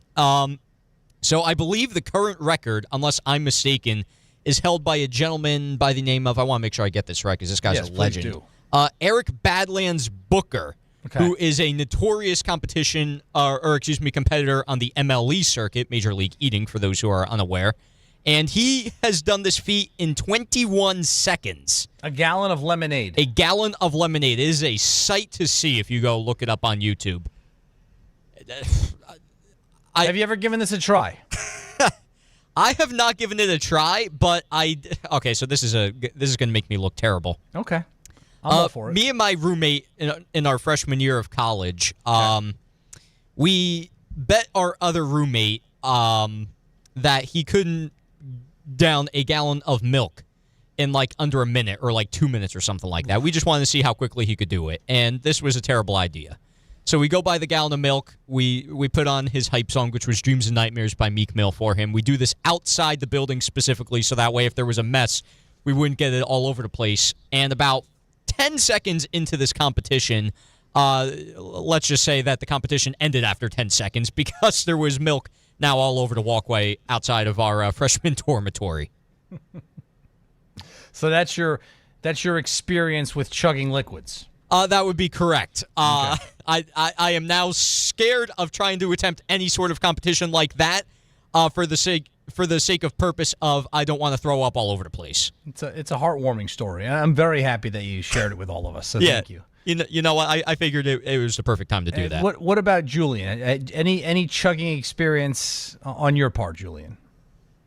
Not on the level of a gallon of lemonade or milk. Okay. Just the normal college age chugging experience? Yeah, what anyone would normally think of. Yeah. When Tom told me it was in college and was freshman year, that's where I thought he was going. I didn't know he was going to enter milk into the equation. Yeah, I mean, listen, if somebody were to offer me a good prize or a good consolation prize, I would attempt this, I think, at next year's Beach Bash. So 21 seconds. I don't know. The way I consume, I usually like to eat and then drink. But you're telling me the lemonade chugging comes first, and then there's the hot dog. But it's not the same people doing it, right? No, it's not the same people. I mean, if they're double dippers, then they're very brave people because there's no way in hell you would get me to do both. That's a lot of calories in there. The lemonade chug, the hot dog eating contest. That's tomorrow at Coney Island on the 250th anniversary of the United States. So it's a big weekend. Let's go back to the phones. 1-800-919-3776. Pat Ragazzo coming up at 1 o'clock. We'll get into the baseball then. A lot of people want to weigh in on the basketball and the Knicks. Let's go to Stamatis in Astoria. What's up, Stamatis? Hey, what's up, guys? How you doing, man? How's everything going? How are you? I'm good. Fantastic. All right, three things really quick. I'll try and squeeze it in. LeBron James, Jaylen Brown, and the second apron. LeBron James, I don't think he's going to come here because I really think that it's a lose-lose for him. If he comes here and he wins, he's a ring chaser. If he comes here and he loses, then it's his fault. You know what I mean? So I don't see that being a good fit. I think more Cleveland or Miami is a better fit for him. Number two, Jaylen Brown. It's still racking in my brain why they made this trade. But I read something interesting I think you might find interesting as well. said that Jaylen Brown was number one in the NBA at 64% of his points being 2-point shots. And as you know, the Celtics, they like to rain threes. So I think there's something to their formula where they drive him crazy because, he's like notoriously smart guy. So he probably strategically keeps his numbers up by taking high percentage shots. And I think that's probably why there's some kind. And lastly, the second apron. There's a big misconception that it's just Dolan being cheap about the second apron. When he said the second apron is suicide, if you kind of read into it, there's a lot more to it than just money. If you read into it, like you lose your mid-level exemption. It's like basically like you paralyze the GM from making any kind of moves outside of what you have signed. And that's really where that stands. And the only way they could have possibly done that if they got creative and traded like a Dossier, because he makes like $6.5 million a year, and they could have got closer to the 15, but not quite to the 15. So I just don't like the misconception that he's being cheap, because Dolan's thrown a lot of money at this team over the years, and I somehow am a Dolan supporter because I think that he's put a lot of money on a bad product, and I can't see him not putting money on a good product this time unless there's a reason. And that's my take, man. Yeah, I agree with you. Thanks for the call, Stamatis. And yeah, if anybody calls James Dolan cheap, then they're misguided, because in good times and bad, that has never been one of the criticisms, that he was cheap. He was always willing and hopeful to spend money to improve the team. And sometimes it didn't work. In recent years, under the right leadership of Leon Rose, it has worked. So I don't think it's a matter of him being cheap. I think there's being cheap, there's being smart. I mean, the Knicks under Leon Rose are more towards the smart column. I think what they did was, I think they weighed all the factors. There would have been a financial penalty by going into the second apron. There would have also been some restrictions on how the Knicks can conduct business in terms of trades and matching salaries and mid-level exemptions and stuff like that. I think they weighed all of that, and at the end of the day, I think they came to the realization that for a guy who averaged 19 minutes a game during the regular season, I think he averaged 15 minutes a game during the playoffs. Very important, very vital role. But I think they recognize how important he is, but you have to weigh all the factors. I think the Knicks are, in a sense, rolling the dice, or more appropriately, betting on themselves that they could find someone to fill that role, who I think we are all on board with will not be as good as Mitchell Robinson, but the value compared to what it would have cost to keep Robinson and going above the second apron and being hit with those additional tax dollars, I think they are betting on themselves that they could find a more suitable person to fill that role for 15 to 19 minutes a game. And if there's an organization that deserves the benefit of the doubt, it's the Knicks. The point that the caller made about Jaylen Brown, I agree with. Maybe Jaylen, I shouldn't say I agree with. I wouldn't put it past him. I don't think it's as cut. People are acting like I saw somebody. Somebody compared Boston trading Jaylen Brown in his prime to the Red Sox trading Babe Ruth. And I'm just, are you out of your mind?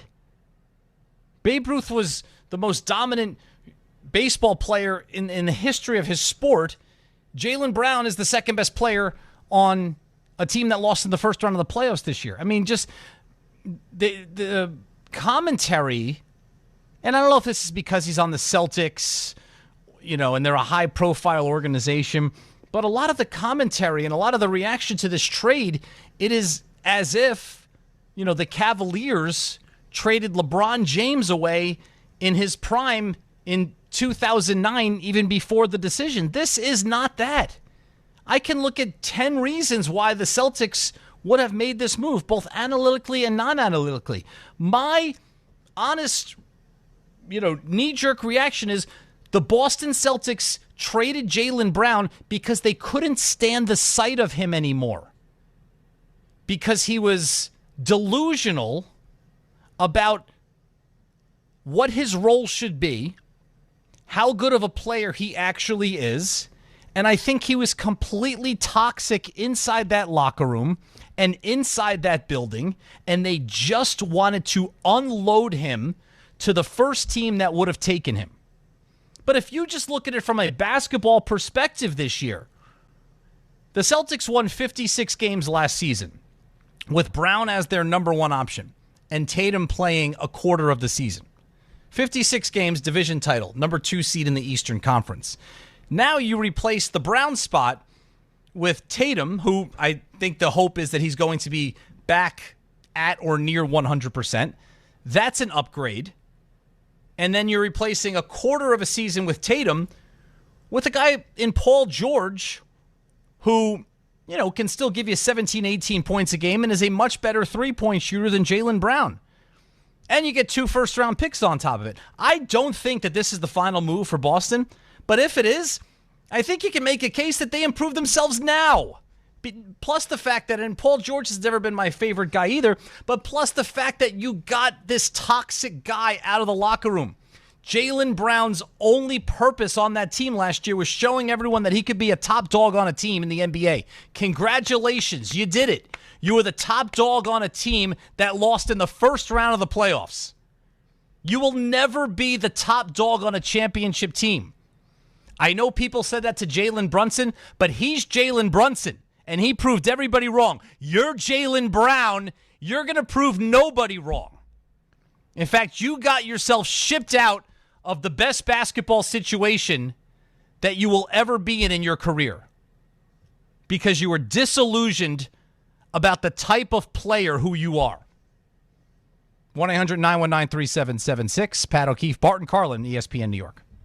If you're heading into summer without a medical emergency kit, you're taking a risk most people don't think about until it's too late. Summer colds linger and can turn into sinus infections that last for weeks. Getting sick right now before vacation can derail everything. And when you're traveling, finding a doctor and pharmacy is stressful. That's why I ordered a medical emergency kit. It's like having urgent care and a pharmacy right at home. It includes essential prescriptions like amoxicillin and generic Z-Pak to treat a wide range of common and serious illnesses. So if you wake up sick at home or on the road, you already have what you need. No waiting for your doctor, no hours at urgent care, no pharmacy lines, no copays. Just match your symptoms to the right prescription in your guidebook or call their telemedicine doctor standing by. Start on your meds sooner and feel better faster. Every home needs at least one medical emergency kit. Order yours online in minutes and it's shipped to your door. And save $45 with my promo code 880 at urgentcarekit.com/880. That's promo code 880 at urgentcarekit.com/880.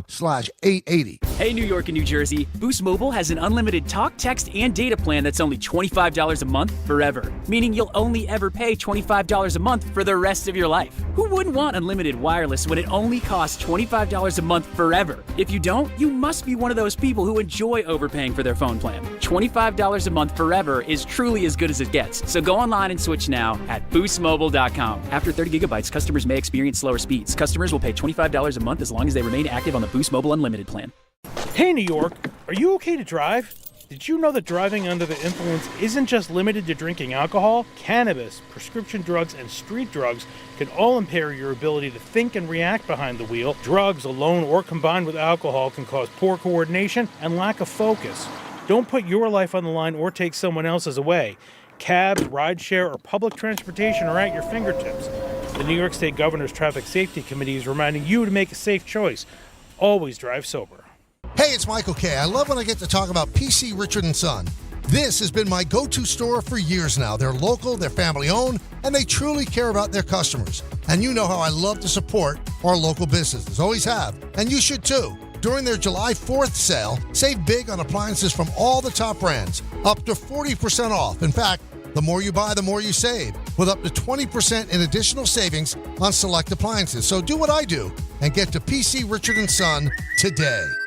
In my world, you're always sorting through information, trying to find what matters most fast. Well, if you're hiring, you can now review all these resumes and applications faster thanks to ZipRecruiter. ZipRecruiter has a new feature that instantly shows you the most interested, qualified candidates first. ZipRecruiter's matching technology finds qualified candidates quickly. And with ZipRecruiter's new feature, qualified candidates show up at the top of your list. Try it for free at ZipRecruiter.com/sports. Meet your match on ZipRecruiter.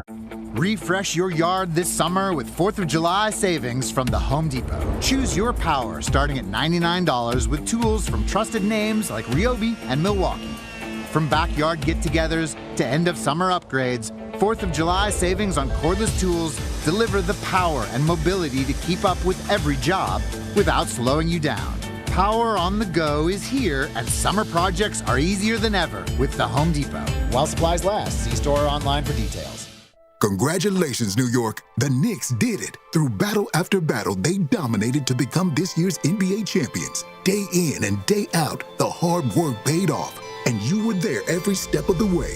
Enjoy the crown. Own it, because this year is your year. A part of your legacy that will never be forgotten. So celebrate this moment, show your pride, and shop the largest selection of official NBA gear at NBAstore.com. A Fanatics experience.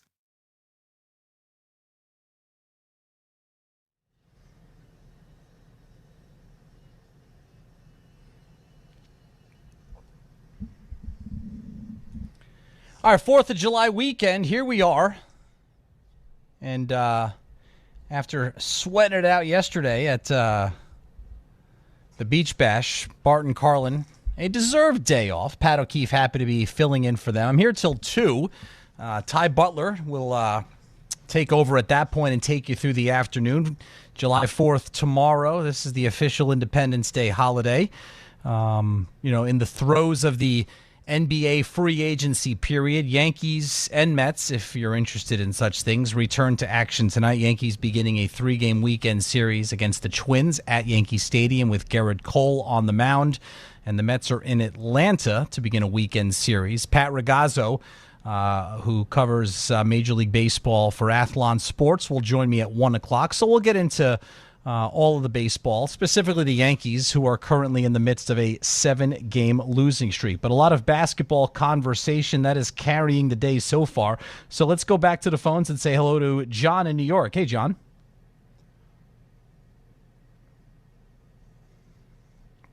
John, are you there? Oh, hello. Yes, hi. Hello. Hello? Yes, John, you're on the air. What's going on? Yes. Okay, so how you doing? I just wanted to weigh in on this trade, with Jaylen Brown going to the Sixers. I do believe that it will considerably weaken the Knicks, both by addition and by subtraction. Because Boston got stronger by taking away one of the Knicks' premier bench players with Robinson. And now they've also sent Brown to the 76ers, which I can't understand why they would do that, because this is the team that, threw you out of the playoffs, that knocked you out of the playoffs. So why would you want to strengthen them even more? And that's going to give, if there's ever a reason for someone to have a grudge with a motivation, Brown is going to have that motivation whenever he's playing the Celtics. And so he's probably just looking at the calendar to see whenever they're going to be playing, because that is as much a motivation as you'll ever find. So I don't, I can understand the trade. I mean, I can understand wanting to trade him. I just can't understand why to the Sixers. I mean, I just don't know why you would strengthen your opponent even stronger, seeing that they're the same team that even knocked you out of the playoffs. Why would they do that? Is he that bad of an influence in the locker room that they couldn't trade him to some other team in the West or, somewhere else other than that? And secondly, I hope LeBron doesn't come to the Knicks, because I think that's just going to disrupt the whole team chemistry with him. I don't think him being there, the type of player he is, he's just going to demand too much attention, I think. And I don't even know if he would demand it, John, and thanks for the call. I just think it's unavoidable. I think wherever he goes, that's just part of the deal with LeBron James right now. I agree with what you say about Jaylen Brown. The one piece, I understand why Boston would move on from him. The one piece that does not make sense to me is the team that they sent him to, because it does make the 76ers much more formidable when you pair Jaylen Brown with Tyrese Maxey, an up-and-coming VJ Edgecombe, and if you can get anything out of Joel Embiid. So, yes, the Sixers, with this move, have been strengthened. I don't understand why. My only guess as far as that is Brown makes $57 million. And I don't think that there were a lot of teams in the NBA that wanted to take on Jaylen Brown at that salary and bring him into their organization. I don't think they looked at it as enough bang for their buck. Let's go to Mark in New York. What's up, Mark? Mark, are you there?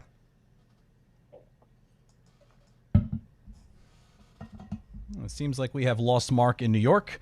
1-800-919-3776. So let's go elsewhere. Go to Andy on Long Island. What's up, Andy? You guys are becoming the galloping gourmets of sports radio with those eating contests. Happy Big 250 America. And listen, every day you're always going to have people trying to figure these things out, like what players should go to what team and everything. But at the end of, in the middle of June, you're only going to have one champion, and it was the Knicks. Go Buchanan, go Buchanan, go Buchanan, go Pat. What was that? What was that, Tom? Is that an inside joke that I'm not aware of? I'll be honest, I didn't hear the inside joke because I was speaking to another caller, but well, anyway, that's a shame. This is a banner segment here on the Bart Carlin show. We were rolling along until the last couple. Let's see if we can get back on track with Josh in East Brunswick. What's up, Josh? Yeah, those are tough calls to follow. Yeah, well, actually, this is a nice soft landing spot for you, Josh. There we go. Mitch was a flawed player, but he fit that role really well. And you had a caller earlier that brought up the other restrictions that come with the second apron, which is totally true. But the point of the second apron is to impact team building. And I just feel like your team is built. Go into the apron for a year or two to keep this group together to see if you can milk another title run out of him. But, hey, he's gone. I want to cry over spilled milk. They got to make another move. There's not a lot out there. A guy that does intrigue me that weirdly had his option picked up by the Clippers is Brook Lopez. You know, the one thing with Mitch is he plays the exact opposite of Towns. So when Towns comes out, Mitch comes in, the offense completely changes. I wouldn't mind, you'd have to package like Dottie and Kolek to make the salaries kind of work to be able to absorb Lopez's like $9 million. But it's a good offensive rebounder. He's a good three-point shooter for 15, 20 minutes. Like I'd rather take a run at a guy like that than a guy like a Kevon Looney or some other random guy to come play 15, 20 minutes off the bench. I don't love the fit with Brook Lopez. We had a caller earlier in the show, Josh, and thanks for the call that suggested him. I think, again, with Mitchell Robinson, you have to list all of the things that you're losing. And I do agree. He's a flawed player. This may sound weird to say, but, at $16 million a year, you're going to get a flawed player. Those are the economics of the NBA. And you did not have Mitchell Robinson for his offense. Anything that he gave you on offense was gravy. Rebounding, offensive rebounding, rim protection, and defense as a whole. Those are your priorities to fill. Brook Lopez earlier in his career was a plus defender, but I think if you dig deep into those seasons, a big reason for that when he was with Milwaukee was because he was sharing a front line with Giannis Antetokounmpo. Giannis was a rim protector. Giannis was a top-level defensive player, and his defensive skills allowed Brook Lopez to simply protect the rim, which he did well at that point in his career. But we're talking 4 or 5 years ago at this point. He's not the same player. He's not the same player athletically. And I disagree. Brook Lopez has never been a great rebounder. Even in his early years when he was playing with the Nets in New Jersey and in Brooklyn, he was the center who would give you 19, 20 points per game, and he would give you 7-8 rebounds a game, which for a 7-footer and a center implies that you're not a great rebounder. So I want them to. I don't think they need somebody whose skill set matches up with Cat. The other thing was, and this isn't a prerequisite, but Karl Anthony Towns can play alongside a center. He did it in Minnesota with Rudy Gobert. to success. They made it to the conference finals together, and he obviously has done it not as frequently, but the last 2 years doing it alongside Mitchell Robinson with the Knicks. So Towns is a guy who can move over to the 4 and play along. He's not doing that with Brook Lopez if their skill sets, overlap to a certain extent. So obviously it's a position the Knicks need to fill. I don't think Brook Lopez is the answer for that, especially at this point where you would have to give up, in addition to paying him, because he just opted, or his contract was picked up by the Clippers, the fact that you'd have to give up capital to bring him in, I don't necessarily think that is the way to go. All right, we'll pause on the basketball conversation for a moment. We're going to take a break. When we come back at the top of the hour, we're going to talk a little baseball. Pat Ragazzo of Athlon Sports. We're going to talk Yankees, Mets, trade deadline, MLB. How did the Yankees break out of what started as a June swoon and has continued into the month of July? We've got one more hour to go. We will, of course, get back to your phone calls at 1-800-919-3776. It's Bart Carlin, Pat O'Keefe in for the guys on this Friday on ESPN New York and the ESPN New York app. Skechers elite athlete OG Anunoby has been making history on the basketball court. Anunoby tips it in. Unbelievable. What a shot. He's been balling out in Skechers high-performance basketball sneakers, and the world is noticed. But how does OG train off the court to keep in peak physical condition? Hands-free Skechers Slip-ins Aeroburst. They help prepare OG for the physical demands of playing at a championship level. Get your pair of Aeroburst for only $165 at a Skechers store, Skechers.com, or wherever high-performance running shoes are sold. Hey, it's Alan Hahn. At Rings End, they're there to help realize your modern design visions. That's why they partner with Marvin. Engineered for big ideas, Marvin modern windows and doors deliver effortless elegance, expansive views, and industry-leading innovation, all in a modular system designed to meet the exacting principles of modern architecture. Experience Marvin Modern at a Rings End showroom today and create something stunning with them. Rings End is a certified Marvin installing retailer. If you've been injured on a construction site, then you need a lawyer who knows New York's unique labor laws. At the Parisman Firm, they have decades of experience handling construction accident cases and a proven track record of delivering huge results. Their team has already recovered nearly $1 billion for hardworking New Yorkers. From scaffold accidents to slip and falls and equipment failures, they've got your back. Call the Parisman Firm now at 718-WORKERS. That's right, 718-WORKERS, because your case is their cause. Get the justice you deserve today. At Uline, they know going the extra mile takes hard work. For companies pushing to go further, Uline will go the distance with you. 24/7, they answer the phone to get you the shipping and industrial supplies you need. Business can move fast. Unexpected large orders, adverse weather, new safety guidelines, and changing economic trends. Uline works hard keeping 41,000 items ready to ship, minimizing detours on your way to the extra mile. Visit uline.com.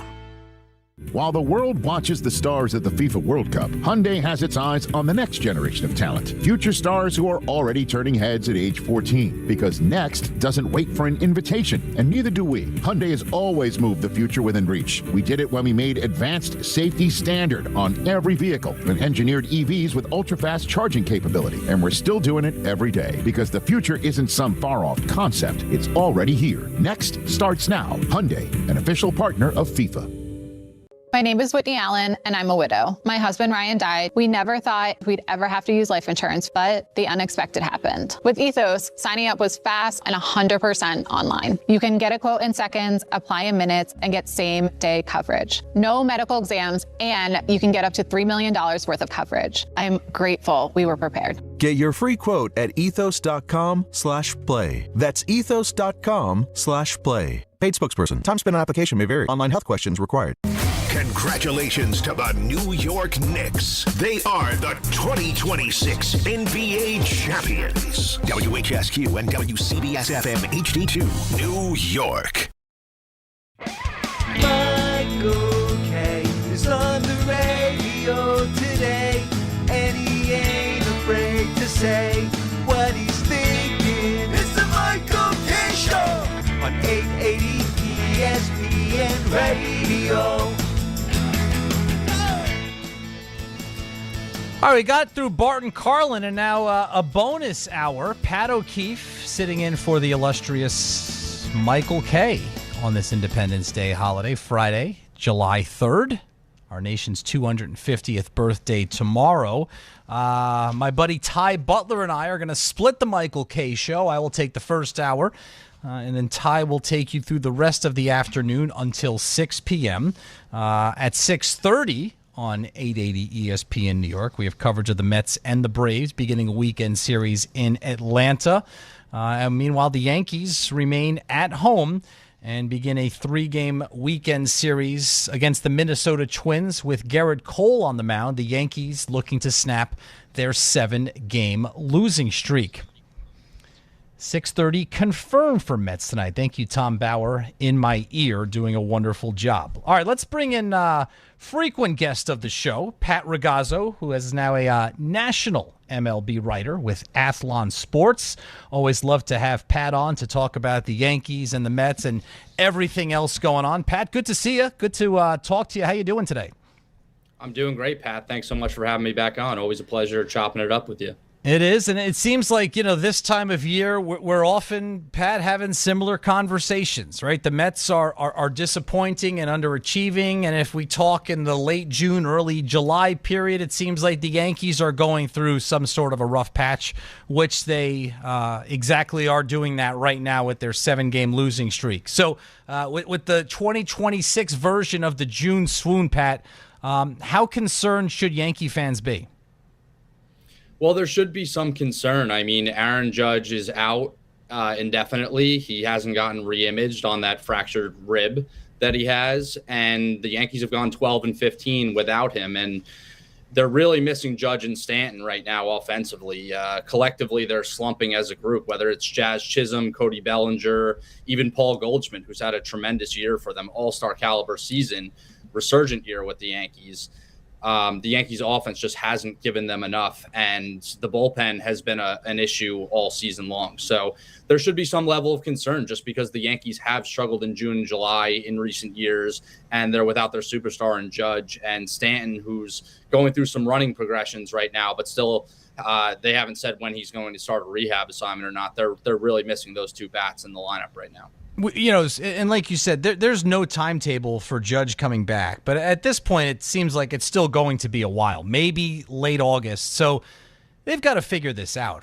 Obviously, we know how great a player he is. When he's out of the lineup, the Yankees always seem to struggle, understandably so. But what can they do? What needs to happen in the interim? Because he's not coming back next week, what needs to happen for them to straighten things out? Well, they need guys like Ben Rice, who's also been slumping, Jazz Chisholm, Cody Bellinger, Jose Caballero. They need them to hit. They need these guys to carry the lineup. They need more production out of the catching position as well. They haven't gotten that from Austin Wells this year, JC Escara, Ali Sanchez. Like it's been an anemic spot in the lineup, the catching position. And really what I don't like is how they moved Jose Caballero to the outfield when he was one of baseball's best defensive shortstops, and he was hitting well. And it seems like he's gone into a slump the more they've played him in the outfield. He's had some miscues out there, and it's hurt them defensively. So the bats need to do what has been expected of them, even without Judge and having that protection of Judge and Stanton in the lineup. These are proven major league hitters who just are going through a rough patch. So they do need the Bellingers and the Goldschmidts and the Rices and the Chisholms to really turn it around and get that production that they got earlier in the season from Caballero, back in that lineup. Yeah, because he was such an important part, and I can't agree with that point more. And listen, Anthony Volpe came up as a highly touted prospect. For the most part, he has not fulfilled what those expectations were. It seems like, to expand upon your point right now, by taking a guy in Caballero who for the first 2 months of the season, when the Yankees were by far the best team in the American League, he was playing a crucial role at shortstop and in the lineup. You move him out, you move Volpe in. It just and Caballero's not the same player since then.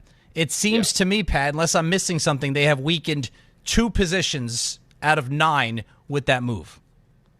Yeah, which they can't afford to do considering what they've gotten from the catching position and the third base spot as well. I mean, Ahmed Rosario has been pretty solid this year, but Ryan McMahon is really not a force offensively. I know he's on the IL right now. It should help a little bit that they are getting McMahon back tomorrow. That should help the defense, and they're getting Trent Grisham back, or I should say today. Today is Friday, of course. Yesterday felt like a Friday considering it's a holiday weekend, but They're supposed to be getting Trent Grisham and Ryan McMahon back, which should help. And Grisham was hitting better before he went on the IL with the hamstring strain. To get the Trent Grisham that they got last year, who slugged 34 homers, drove in 74 RBIs on an 812 OPS, would be huge for this offense right now. So that should help a little bit.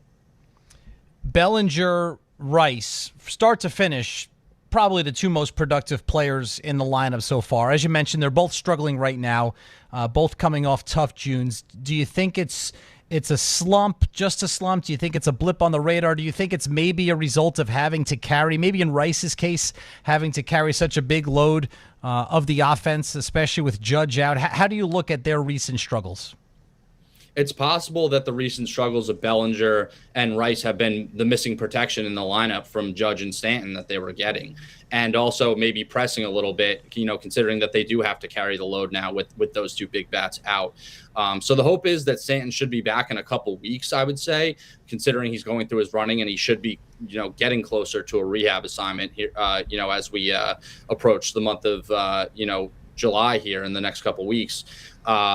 But yeah, I think that it's a little concerning that Bellinger and Rice, both went in a slump with, upon the Yankees losing Judge.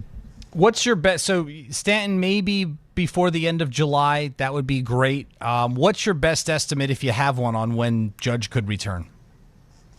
Well, the initial diagnosis and timeline that they gave was August for Judge, that they said he would be a reimaged in 4 to 6 weeks. He's on week 5, and he hasn't been going through baseball activities, and he hasn't been reimaged yet. So that is a little concerning. But I would still put it maybe, at this rate, possibly mid-August. I mean, you have to expect he's going to require a rehab assignment before he comes back, considering how much time he's already missed. He's already missed 27 games. So, yeah, I think that, that mid-August range is probably what would be best-case scenario for the Yankees and Judge. And what about Max Fried? It seems like there were some pretty positive reports about his stuff in his simulated start this week. Yeah, I mean, Max Fried's another guy who probably will need a rehab assignment before he comes back. He's been out since mid-May, of course, and the Yankees rotation has shown a little bit of cracks in the past month or so, whether it be Ryan Weathers or Will Warren or even Cam Schlittler in his last start. And Garrett Cole as well has had a rough June. Carlos Rodon's been pretty solid, but yeah, they could really use Max Fried back, and probably in the next couple weeks, end of July could be best case scenario here. Pat O'Keefe on ESPN New York, joined by Pat Ragazzo, national MLB writer for Athlon Sports. Trade deadline, Pat, about a month away. On any given day for the Yankees, you have a hole at catcher, third base, shortstop, maybe one or two in the outfield. Bullpen is not on solid footing. Where do you see the Yankees? What do you see the Yankees prioritizing coming up to the trade deadline? Well, they really need a bat, particularly a catcher. I know they love Ryan Jeffers, and through my reporting, I revealed that the Minnesota Twins front office would love to trade Ryan Jeffers and Joe Ryan for that fact. But the new owner, potentially might want to go for it because they are close in a weak American League. They're close to a wild card spot right now, and a ton of teams are in the American League this year, just the way that it's gone. But Ryan Jeffers would be perfect for the Yankees as long as he has that hamate bone healed in his wrist and is back healthy. He was raking before he went on the injured list in May, and I think he would be the perfect right-handed fit in that Yankee lineup. So Ryan Jeffers is my prediction, I think, for the Yankees and that need of a bat that they have. And then they should prioritize bullpen and going after a number of high-leverage relief arms to move, Camilo Doval, they were hoping would be their setup man this year, and he's really struggled. And, David Bednar has been really good in his last 9 innings or so. But the Yankees need more in the back end of their bullpen. They don't have too many guys who they could rely on past Bednar. And yeah, they're going to have to go out there and get, most likely multiple high leverage arms like they did last trade deadline. Pat, what do you think Spencer Jones and to a lesser extent Jason Dominguez, because we've seen Dominguez before, but what do you think those two young outfielders have shown during their extended look here with Judge and Grisham out? Not enough. I mean, Dominguez has taken over the right field duty since Judge got hurt and since he came back from the IL. Dominguez, that is, and he's really slumping. Spencer Jones has hit decently well during this 7-game losing streak, but it's still not enough. And he hasn't really showcased that power that he showed in the minor leagues that they're counting on. Like, he seemed like he was going to be an all or nothing player, and he just really hasn't hit a ton of homers. Only 2 home runs in the major leagues so far since he got called up in May, but then also across his 2 stints that he's been up and down in the big leagues. So they need more power from him, and they need Dominguez to step up and be that left-handed bat. I know he's a switch hitter, but he's more known for hitting well from the left side, and he hasn't hit well from either side this season. So in this extended runway, it's kind of been disappointing so far for both young outfielders. If you look at the Yankees with, and this is assuming Max Fried comes back, the starting rotation 1 through 4 would be as strong as I can remember if they're all healthy. Then you bring Judge back, you bring Stanton back, add a catcher like you're saying, a Jeffers perhaps. You look at that version of the Yankees, and if they were to get to October there, I think at this point, even despite the 7-game losing streak, I think most people still expect the Yankees to get to the playoffs in some capacity. Is there, or should there be, increased pressure on them to make the World Series this year, considering the dearth of talent around the American League? Yeah, I mean, this year looks like 2024, where it was kind of a cakewalk to the World Series for the Yankees. Obviously, it's not an easy matchup if you're going to be facing the likes of the Dodgers in the World Series, as they found out 2 years ago, and as the Blue Jays found out last year. But yeah, I think that the Yankees, this is the year for them to win another pennant, just given how weak the American League is. You've had the White Sox, who've been a surprise. The Cleveland Guardians have been battling out in the AL Central. The Rays have been a nice surprise team this year. The AL West has been pretty weak. I mean, the Mariners are loaded with talent, but they've been fighting it out with the Texas Rangers, top their division. The Astros have had a tough year. They've clawed back a little bit, but this seems like the year where the Yankees are equipped the most to win another pennant and face whoever comes out of the NL. Pat Ragazzo, national MLB writer for Athlon Sports, with me on ESPN New York on this Friday afternoon. Now, we've had these conversations for years, Pat. You made your bones covering largely the Mets as one of their beat reporters before you went national on us here. Lost season for them, obviously. The way I look at it, with their financial resources and the talent that does exist on their roster, there's no reason why they shouldn't turn the page to next year and expect to be contenders again. Number one, do you agree with that? And number two, how do you think they should approach the trade deadline? Well, first, looking ahead to next year, they're going to be going for it. They're always going for it. They haven't signaled that they intend on going into a rebuild mode. I mean, 2023 was the last time they were sellers, and it was a little different, where they kind of signaled that they wouldn't necessarily be going all in, and they didn't, even though they went into a season in 2024 with no expectations, and they wound up overachieving, which is, classic in a way, where it seems like there's been so many years where they've been disappointing and years where they've had high expectations. But they really should, spend money to fill their holes next year. But David Stearns needs to do a much better job in scouting talent and, not taking assessing those injury-prone players that he brought in, and not making the same mistakes moving forward, because guys like Jorge Polanco, Luis Robert Jr., they've dealt with injuries throughout their career, and Stearns took a big chance on them, and it's really backfired on the Mets this year. So they need to go for durable players, reliable players who post every day and can stay on the field. And they really need to improve their pitching. It's been a step back this year in their farm system, in the upper levels of the minor leagues, whether it be Jonah Tong, Jack Wenninger. They haven't gotten enough from their pitching prospects this year. They've had injuries and underperformance in the rotation. They're going to have to probably bite the bullet and go against Stearns' philosophy of giving out a long-term deal to a starting pitcher, just to, kind of shore up some holes in the rotation. Heading into next year. That's been a major issue. And then they're going to have to add to the position player group. I mean, on the bright side, they have an outfield, it seems like, for years to come in Carson Benj, AJ Ewing, and Juan Soto, but they're going to have to improve that infield. They can't rely on Marcus Semien. It remains to be seen whether Bo Bichette's going to opt out or not, but he has an OPS below 700, and he's making $42 million this year. So I just don't see anybody paying him more on the open market. You have to hope that he's going to bounce back if he sticks around. You hope that Lindor stays healthy, and they're going to have to go out and get a real first baseman next year too, because going for Jorge Polanco to replace Pete Alonso just has really not been the move this year. And then looking ahead to the deadline, of course, it seems like they're destined to be sellers. They're going to try and get the best prospects possible back in trades and retool and hope that maybe some of those prospects could net them major league talent in the offseason via trade. So they have guys like Clay Holmes, some really good relievers in Brooks Raley, AJ Minter, who on expiring contracts who could help a contender's bullpen.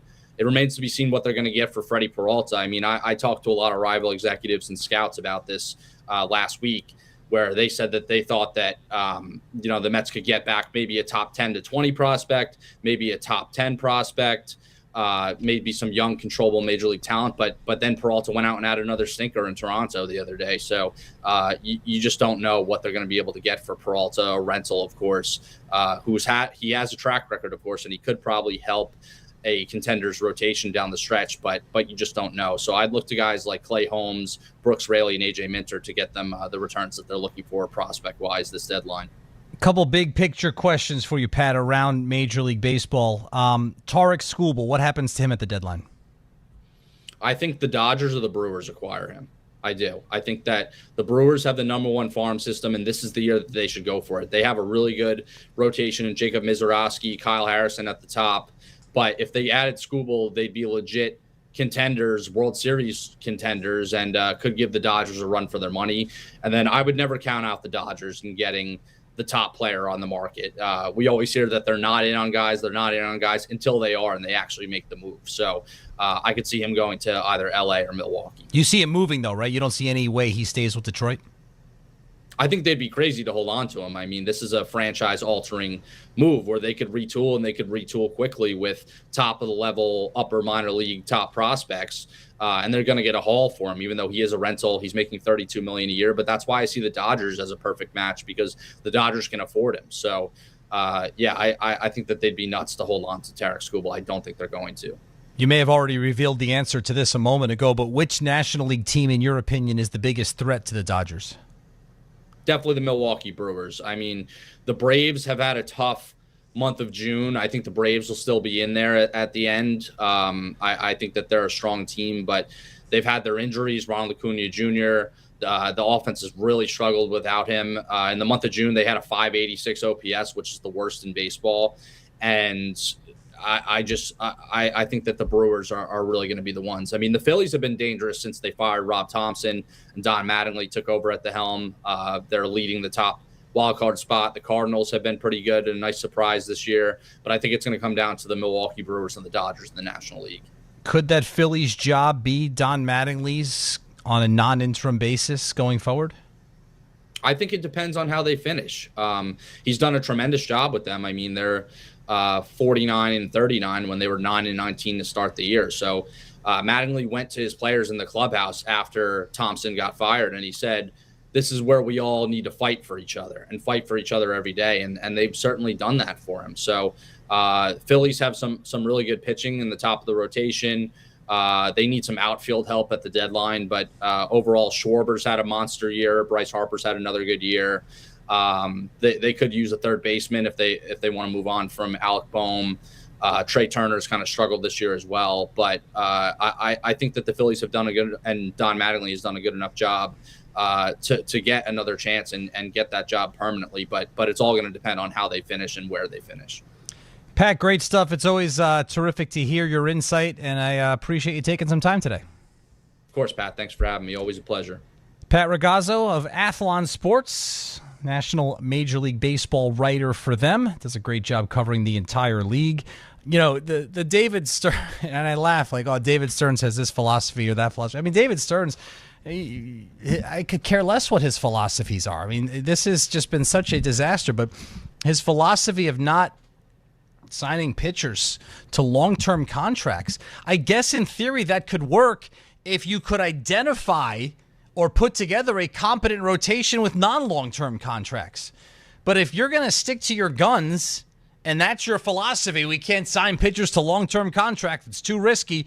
It doesn't make financial sense. Well, you know what else doesn't make financial sense? Having the second-best payroll in Major League Baseball and having a starting rotation that is in shambles. That doesn't make sense either. So either change your philosophy and make allowances to the fact that the way you're doing it now is wrong, or get better at the way you're doing it. Because if you're going to stick to your guns and say, I don't want to do long-term contracts for starting pitchers, if you're going to do that, then you got to be better at picking the starting pitchers. Because this starting staff is abysmal. And it has been for 2 straight years. You can't have it both ways. You've got to figure something out, especially when you have all of these financial resources. I mean, it is amazing when you look at baseball and you hear, the Brewers, small market team, are the biggest threat to the Dodgers. And in the American League, who's got the best record in the American League? The Tampa Bay Rays, the team that just had the best record in all of baseball in the month of June. The Miami Marlins, the team with the lowest payroll in all of baseball. Right now, they are in one of the wild card spots in the National League. And the Mets can't figure this out? I mean, at least the Yankees could figure out how to get to the playoffs every year. Generally, they fall short of where you would want them to be or what their expectations were, but at least they figure out how to get to the playoffs. The Mets have somehow hired this guy, given him all the financial resources anyone could ever want, and he has consistently made the team worse and worse and worse by the week. But his philosophy is no long-term contracts for starting pitchers. Then pick better starting pitchers on short-term contracts. Pick better prospects. Do something right. We'll go back to the phones, 1-800-919-3776. Baseball, NBA, Knicks. Little World Cup if you want. Anything on your mind here till 2 o'clock. Pat O'Keefe on 880 ESPN New York. If you're heading into summer without a medical emergency kit, you're taking a risk most people don't think about until it's too late. Summer colds linger and can turn into sinus infections that last for weeks. Getting sick right now before vacation can derail everything. And when you're traveling, finding a doctor and pharmacy is stressful. That's why I ordered a medical emergency kit. It's like having urgent care and a pharmacy right at home. It includes essential prescriptions like amoxicillin and generic Z-Pak to treat a wide range of common and serious illnesses. So if you wake up sick at home or on the road, you already have what you need. No waiting for your doctor, no hours at urgent care, no pharmacy lines, no copays. Just match your symptoms to the right prescription in your guidebook or call their telemedicine doctor standing by. Start on your meds sooner and feel better faster. Every home needs at least one medical emergency kit. Order yours online in minutes and it's shipped to your door. And save $45 with my promo code 880 at urgentcarekit.com/880. That's promo code 880 at urgentcarekit.com/880. Calling hard seltzer lovers. Searching for the tastiest seltzer? Look no further. Neutral Vodka Seltzer is absolutely delicious. Made with real vodka and real juice, Neutral keeps it tasty with every sip. With flavors like peach, orange, strawberry, and pineapple, there's something for everyone. Neutral. Keep it tasty. Enjoy responsibly. Copyright 2026 Anheuser-Busch. Neutral flavored vodka and carbonation. 4.5% alcohol by volume. St. Louis, Missouri. Long Island is more exciting than ever at Jake's 58 Casino Hotel. This July, join us for the Great American Giveaway and your chance to win your share of $175,000. Earn entries daily all month long. Then be here on July 31st from 3 till 6 p.m. when 2 lucky winners will be drawn every hour to win up to $20,000 cash. Then at 7 p.m., one grand prize winner will take home $75,000 cash at Jake's 58 Casino Hotel. If gambling is a problem for you or someone you care about, please call the 24-hour toll-free helpline at 1-877-8-HOPE-NY or text HOPE-NY. At PC Richard & Son, we don't just sell you a TV. We show you the differences, explain how the features work, and we deliver your new TV fast and free, just in time for a big game or movie night with the family. During our July 4th sale, save up to 40% on premium TVs from Samsung, LG, Sony, TCL, and more. Plus, free installation on select models. Great service, great savings. It's kind of our thing. PC Richard & Son. Serving America's homes for generations. Free delivery excludes Manhattan.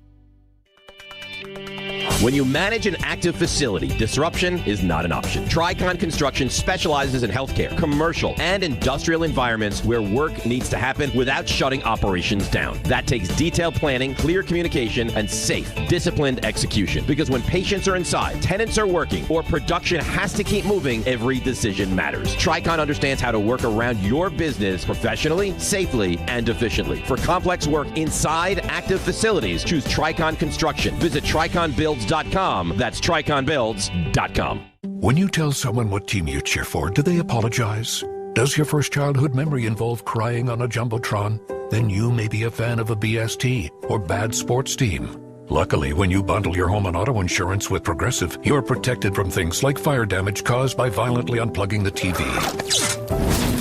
Or an accidental overhand left to the drywall. Visit Progressive.com today. Progressive Casualty Insurance Company, affiliates, and other insurers. Covered subject to policy terms. Not available in all states or situations. When we started Oakland Roots Sports Club, we needed a strong foundation. Gusto has had our back since day one, making sure every hire, every paycheck, and every player is taken care of. They're the team behind our team. With Gusto, we stay rooted and give Oakland the love it deserves.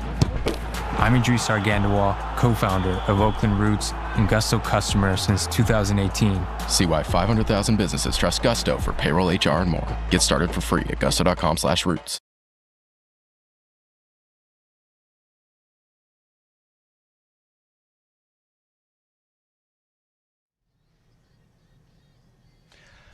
Fourth of July weekend, 3-day weekend.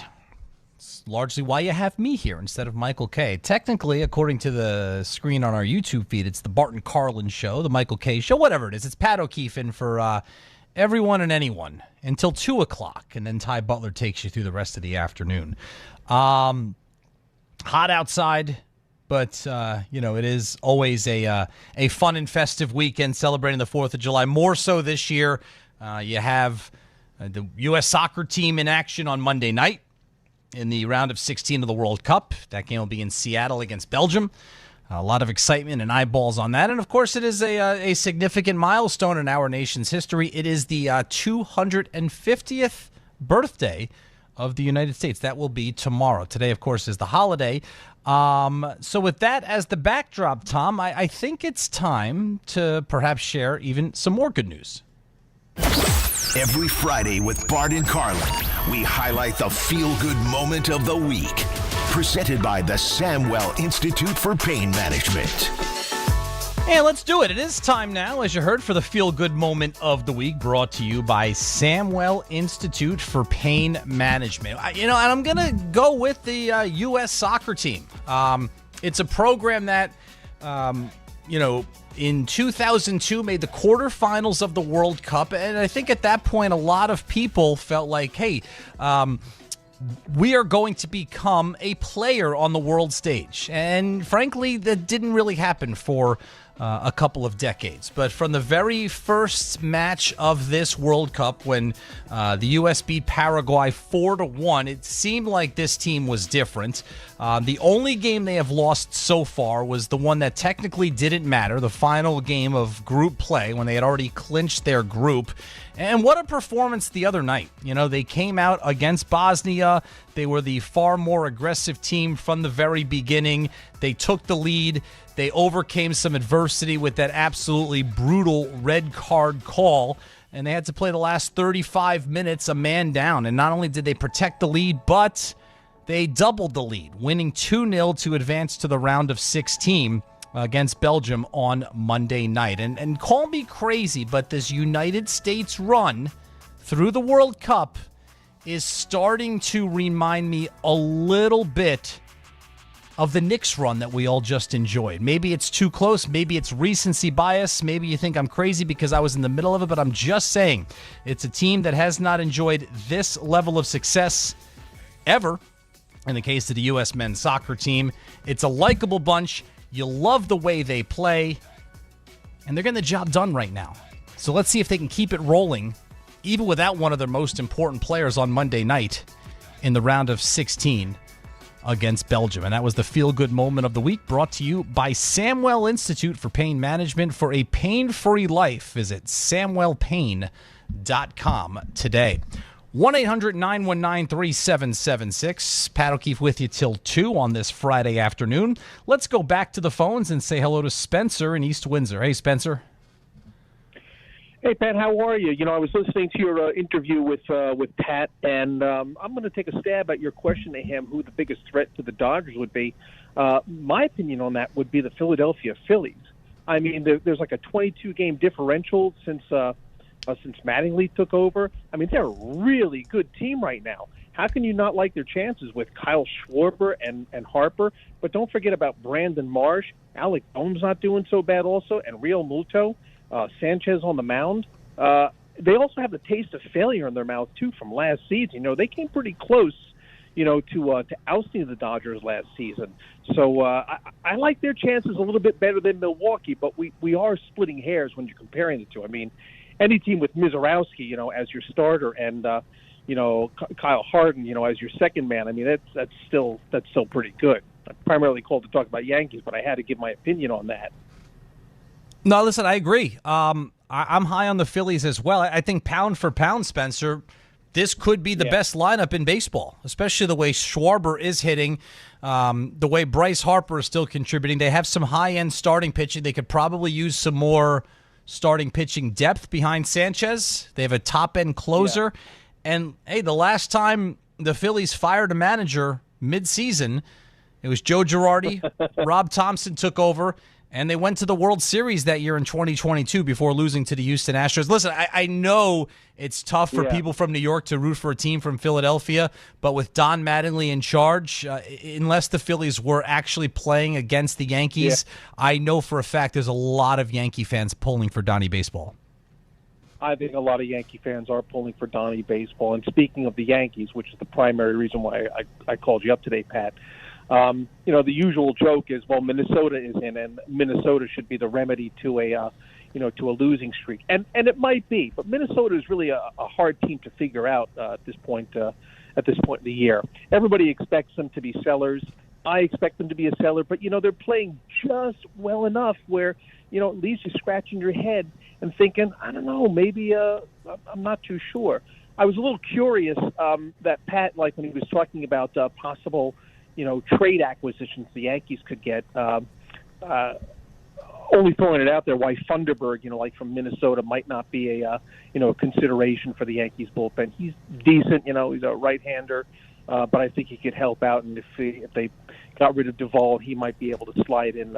He might be able to slide in nicely with the pitchers that they have going for them this weekend. You know, Paredes tonight's a good chance for the Yankees to put some runs on the board, maybe end this streak. You know, something I reviewed it before I called you, but the two starters that they have going on Saturday and Sunday, you know, really not too sure. Cody, forgive me. Anyway, the pitchers that they have going this weekend doesn't really make it a clear look that the Yankees, you know, are going to have it easy this weekend against the Twins. Hopefully they can put some runs across the board. But we'll see. The Twins are not a rollover team like they were in the past. Well, the one thing I'll say about that, Spencer, and thanks for the call, in the past, the Yankees have dominated the Twins when the Twins were a rollover team and when they weren't. In fact, the Twins, by and large, over the last 10, 15 years, have been a good organization. For some reason, every time they face the Yankees, they trip all over themselves. Now, the danger is this, because I've heard this from all corners. The Yankees are 0-7 in their last 7 games. Over the last 8 days, they've gone from 3.5 games up in the division to 4 games back. They've lost the maximum possible ground they could during that time to the Rays, who are 8-0 in their last 8 games. And thank God the Twins are coming in. Thank God the Twins are coming in. Well, here's the thing. What happens, because it's going to happen at some point, you would think. What happens if this is the weekend where the Twins come in and win 2 out of 3? Or the Twins come in and sweep the Yankees? And now you've been waiting for this weekend on the schedule for about 4 or 5 days now as you're getting swept in Fenway Park, as you come home and you're getting swept by the Tigers. And you're like, well, at least we have the Twins coming in. Well, what happens if the Twins aren't there for you like they always are? That's the one danger thing about, relying on a team that you always dominate. That being said, we could be sitting here on Monday as the Yankees are making their way down to Tampa for a 4-game series with the Rays, and all is right with the world as the Yankees have once again swept the Twins. They have a favorable pitching matchup tonight in Game 1. Gerrit Cole on the mound. Now, Cole has struggled in his last 2 starts. I think he's lasted a total of 9 1/3 or 9 2/3 innings, over 9 2/3 over his last 2 starts. He's allowed 9 earned runs. He's allowed 16 hits. Up until these last couple of outings, Cole had been terrific, coming back from his 1.5-year-long absence due to Tommy John surgery.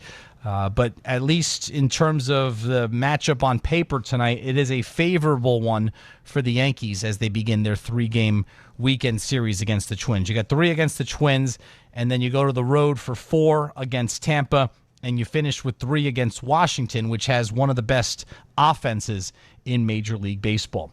Let's go to Richard in Manhattan. What's up, Richard? Pat, I don't think they had hot dogs 250 years ago. What do you think? I think you might be right. Lemonade they had. I haven't really given it much thought, admittedly. Okay. 45 years ago today, almost, I think it was June 29th, to the day, the wedding of the century. Do you know which one that was? Was that Charles and Diana? Charles and Diana. Yeah. Was it June 29th? That's my birthday. Morning. I didn't realize it was on my birthday. Yeah. And I would have been just born. You know what makes baseball great, Pat? Last night, the Cardinals are 16 games behind Atlanta. They go to Atlanta and beat them. The Pirates are 6 games behind Philly. They go to Philadelphia and beat them. The Reds are 15 games behind Milwaukee. Go to Milwaukee and beat them. The Rockies are at home, 12 games behind the Marlins, and they beat the Marlins. That's what makes baseball great. Now, I got 2 pet peeves. I always hear Tom Thibodeau was fired. I don't think he was fired. They gave him a $50 million contract extension 6 or 8 months before. Here's what happened. They said to him, Tom, it's not working. You're going to have to change. Rely on the coaches. More players are coming in off the bench. And he wouldn't change his thing. He said, no, I know I'm going to get paid whether you fire me or I stay. So he wouldn't change. I don't think technically he was fired. I think he was let go. That's a beef I have. Another beef I have. All these commentators, sports people, fans calling up saying, finally, 53 years later.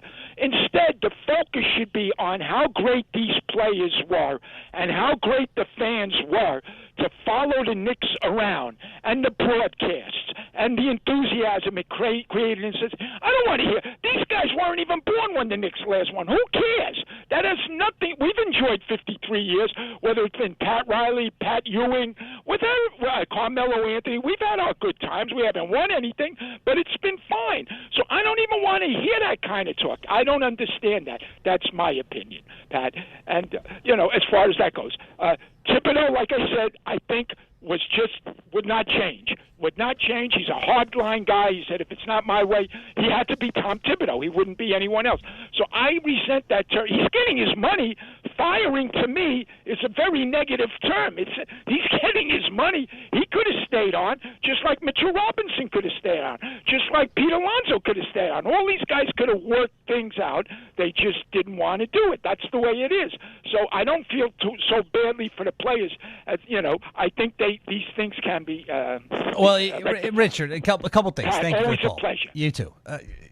Pete Alonso couldn't stay around. They didn't offer him a contract. All right, so that's different. You want to say Tom Thibodeau was let go instead of fired?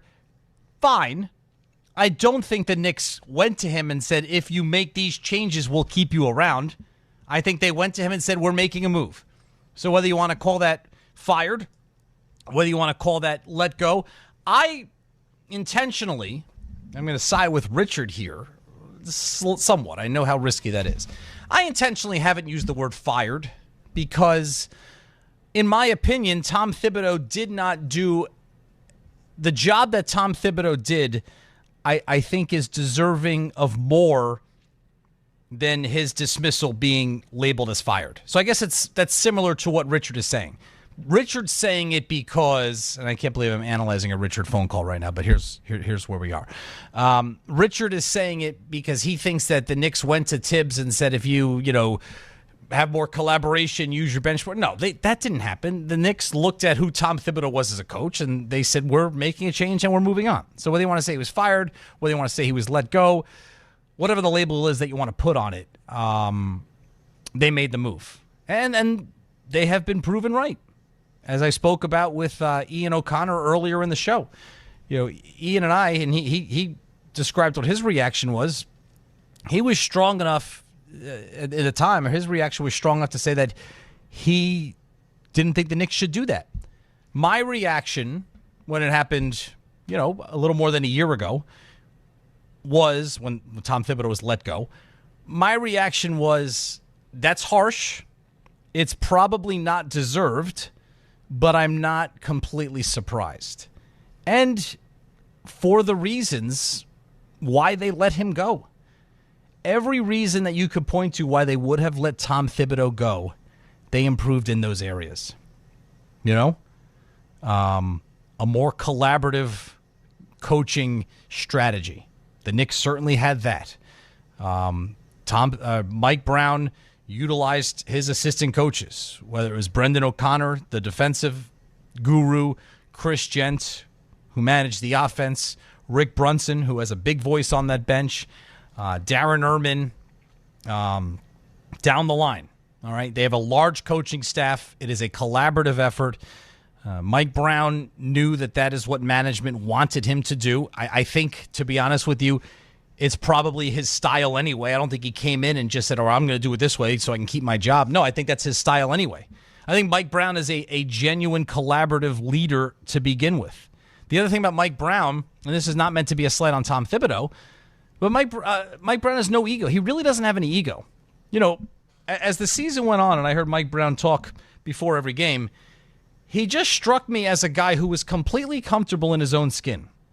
He has been fired, I believe it's been 4 times. He was fired in Cleveland twice. He was fired as head coach of the Lakers, like 5 games into his season, and he was fired as a head coach at Sacramento the year after winning NBA Coach of the Year. He's been fired 4 times. He was hired. He probably thought he was never going to get another head coaching job again.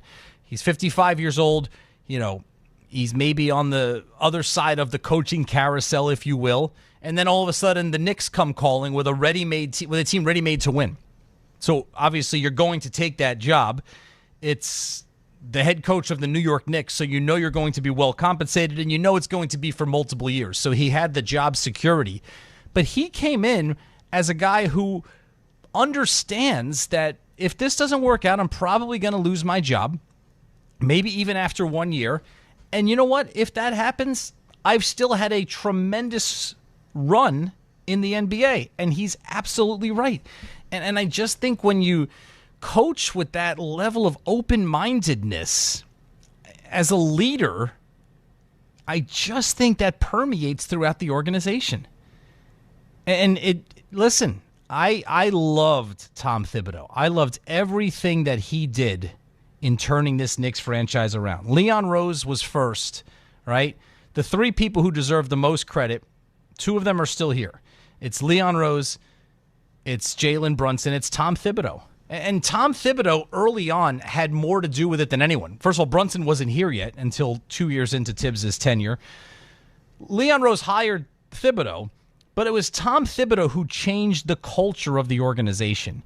And for that, he will always be deserving of the utmost amount of credit for the season and the championship that the Knicks just won. Back to wrap things up. We can get another call or 2 in at 1-800-919-3776 before we hand things off to Ty Butler here on 880 ESPN New York. Listen up. Fanatics Fest returns to the Javits Center July 16th through the 19th for 4 days of nonstop action right in the middle of the biggest sports weekend of the summer. See more than 500 athletes and celebrities, including Aaron Judge, Kevin Durant, Jaylen Brunson, Jay-Z, Travis Scott, and hundreds more. All at the world's #1 sports fan festival. Tickets are on sale now. Grab yours before they're gone at fanaticsfest.com. Skechers elite athlete OG Anunoby has been making history on the basketball court. Anunoby tips it in. Unbelievable. What a shot. He's been balling out in Skechers high-performance basketball sneakers, and the world is noticed. But how does OG train off the court to keep in peak physical condition? Hands-free Skechers Slip-ins Aeroburst. They help prepare OG for the physical demands of playing at a championship level. Get your pair of Aeroburst for only $165 at a Skechers store, Skechers.com, or wherever high-performance running shoes are sold. When care matters most, experience matters more. The Allure Group is redefining rehabilitation and long-term care across New York with 6 convenient locations. Their expert clinicians create personalized care plans to help you recover, rebuild, and get back to what matters most. From short-term rehab to long-term care, Allure is committed to comfort, dignity, and results. To learn more, visit allurecare.com. The Allure Group, where care meets compassion. Hey Yankees fans, gather a group of 10 or more and take advantage of our 2026 Yankees group ticket specials. Whether you're getting together with family and friends, organizing a fundraiser, or entertaining clients, your group will love bonding over the Bronx Bombers. Start planning your 2026 group outings today. Log on to Yankees.com/groups. Call 212-YANKEES or email us at groups@Yankees.com. That's 2026 group tickets. Call 212-YANKEES or visit Yankees.com/groups today. There are a million reasons to love New York. Making your budget stretch isn't one of them. According to an independent study, Amazon prices average 14% lower than other retailers. Get food, fashion, furniture, and more shipped straight to your building. That's how Prime members have saved over $2 billion on grocery and household items. Learn more at aboutamazon.com. When it comes to your yard, reliability matters. Shop with confidence at the Home Depot and get 4th of July savings on Ryobi, the #1 cordless outdoor power brand. It's time to choose your power.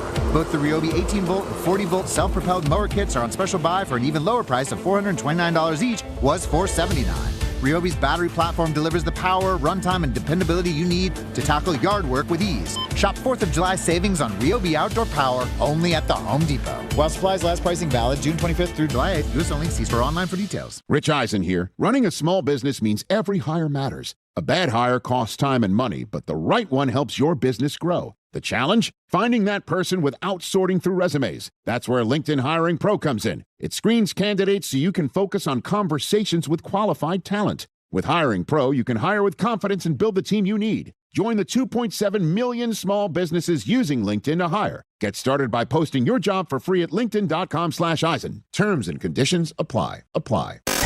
This is the Michael K. Show. I'm not quite sure how you blame Boone for this, and how do you blame Cashman for it? Could anybody have actually predicted that Aaron Judge was going to get hurt and be out 3 months? He's incredibly important to this team. But I will tell you this, you should be upset. They're playing like garbage right now. Because as bad as the injuries are, they shouldn't be this bad. Because they are bad on an embarrassing level now. The Michael K. Show, weekdays at 1 on ESPN New York and streaming live on YouTube. Presented by the Parisman Firm. Hi, I'm Greg Richard from PC Richard & Son, wishing you a happy and safe 4th of July. As we celebrate our country's birthday, we salute the servicemen and women that protect our freedoms. The entire PC Richard & Son family thanks you.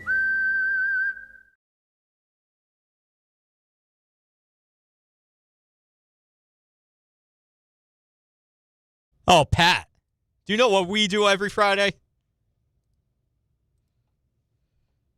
We sing a little song. It's called Just Got Paid. It goes a little something like this. Just got paid Friday night. Party jumping. Feel all right. Booty shaking. Dance to the beat. Oh, yeah. Oh, yeah. It is Friday, everyone. Go out there, enjoy your 4th of July weekend. I would ad-lib about on the song on this part, but I'm not like Bart. I don't have those abilities. I'm just going to stop singing. I hope I didn't make your ears bleed. Much appreciated. It was a great effort. You are not Bart. Who among us is? It is Friday. It's a perfect, kind of capper to the last show of the week. And yeah, I'm about to get up out of here and enjoy my 4th of July 3-day weekend as soon as we are done and hand things off to Mr. Ty Butler at 2 o'clock. It's been a lot of fun rolling with you guys since 10 a.m. It's an interesting time in the sports calendar. There's not much to talk about on the baseball front right now because, the Mets are irrelevant and the Yankees are struggling immensely. A lot of basketball news, still basking in the glow of the Knicks championship and what's next. This is by no means, at least on paper, a one-and-done outlet. They're not moving on. They're not dispersing the team. The Knicks right now, if you look at draft, well, I shouldn't say right now. I didn't look today, but I looked last night when I was hosting. I don't think it's changed dramatically since then. But at last check, the Knicks are the favorites to win the Eastern Conference, make it to the NBA Finals, third favorites to win the NBA championship. And again, Ian O'Connor said it well when I had him on earlier. Doubting Jalen Brunson is a losing business. So good luck, right? Because now you're going to hear things broke the Knicks' way. They didn't have to face Boston. They didn't have to face Detroit. They didn't have to face Oklahoma City. Good. Bring it on. You got the same starting 5 back. It's not going to be easy. The Sixers are better. And they got a championship coach in Nick Nurse. And now they added Jaylen Brown to Tyrese Maxey, who is a star, to VJ Edgecombe, who had a terrific rookie season, and Joel Embiid is still there, and they've added some interesting pieces around that. Toronto was really good last year. What was the one thing Toronto was missing? Toronto was missing a guy you could put the ball in his hands in the closing minutes of the game and say, go get me a bucket. Well, they just traded for Kawhi Leonard, coming off of his best offensive NBA season. If he can stay healthy, and that's obviously a big if with Kawhi Leonard, but if he can stay healthy, he elevates that team's ceiling. The Celtics moving from Jaylen Brown to an aging Paul George have probably taken a little bit of a step back, but you also have to factor in that you're getting presumably a 100% Jason Tatum, which you didn't have last year when you won 56 games. So you're not replacing Jaylen Brown with Paul George. You're replacing Jaylen Brown with Paul George and Jason Tatum. If you look at things like that, the step back I don't think is as drastic as a lot of people think it is. And from the Knicks' perspective, who are they going to bring in to replace Mitchell Robinson, to fill that important role of backup center? Mitch was great. Mitch was Mitch was everything that you could want out of an NBA draft pick. All right, he was a second rounder. He was an underdog. He didn't play in college. He was a prospect who I don't even think was on a lot of people's draft boards. And he fortunately was able to join a Knicks team that was not good in his rookie year of 2018-2019. They won 17 games with David Fizdale as the head coach. And then the next year, they were, I think, 4-20 before Fizdale was finally mercifully fired. So, but because the team was so poor, Robinson, as a second-round pick, had the opportunity to play early on. And then by the time Tom Thibodeau came in after the pandemic and the Knicks were actually a representative playoff caliber team, Robinson was able to improve to the point where he filled an important and ultimately vital role for this Knicks team. And as a result of that, and as a result of helping this team win this historic championship this year, he now gets to enjoy the riches. He gets to enjoy the spoils that his contract allows him to as a free agent and set himself up for the biggest possible payday. And the added bonus for Mitchell Robinson is, a lot of people who are just quote-unquote chasing the money, and listen, no judgment, right? Somebody puts that kind of money in front of me, I'm taking it too.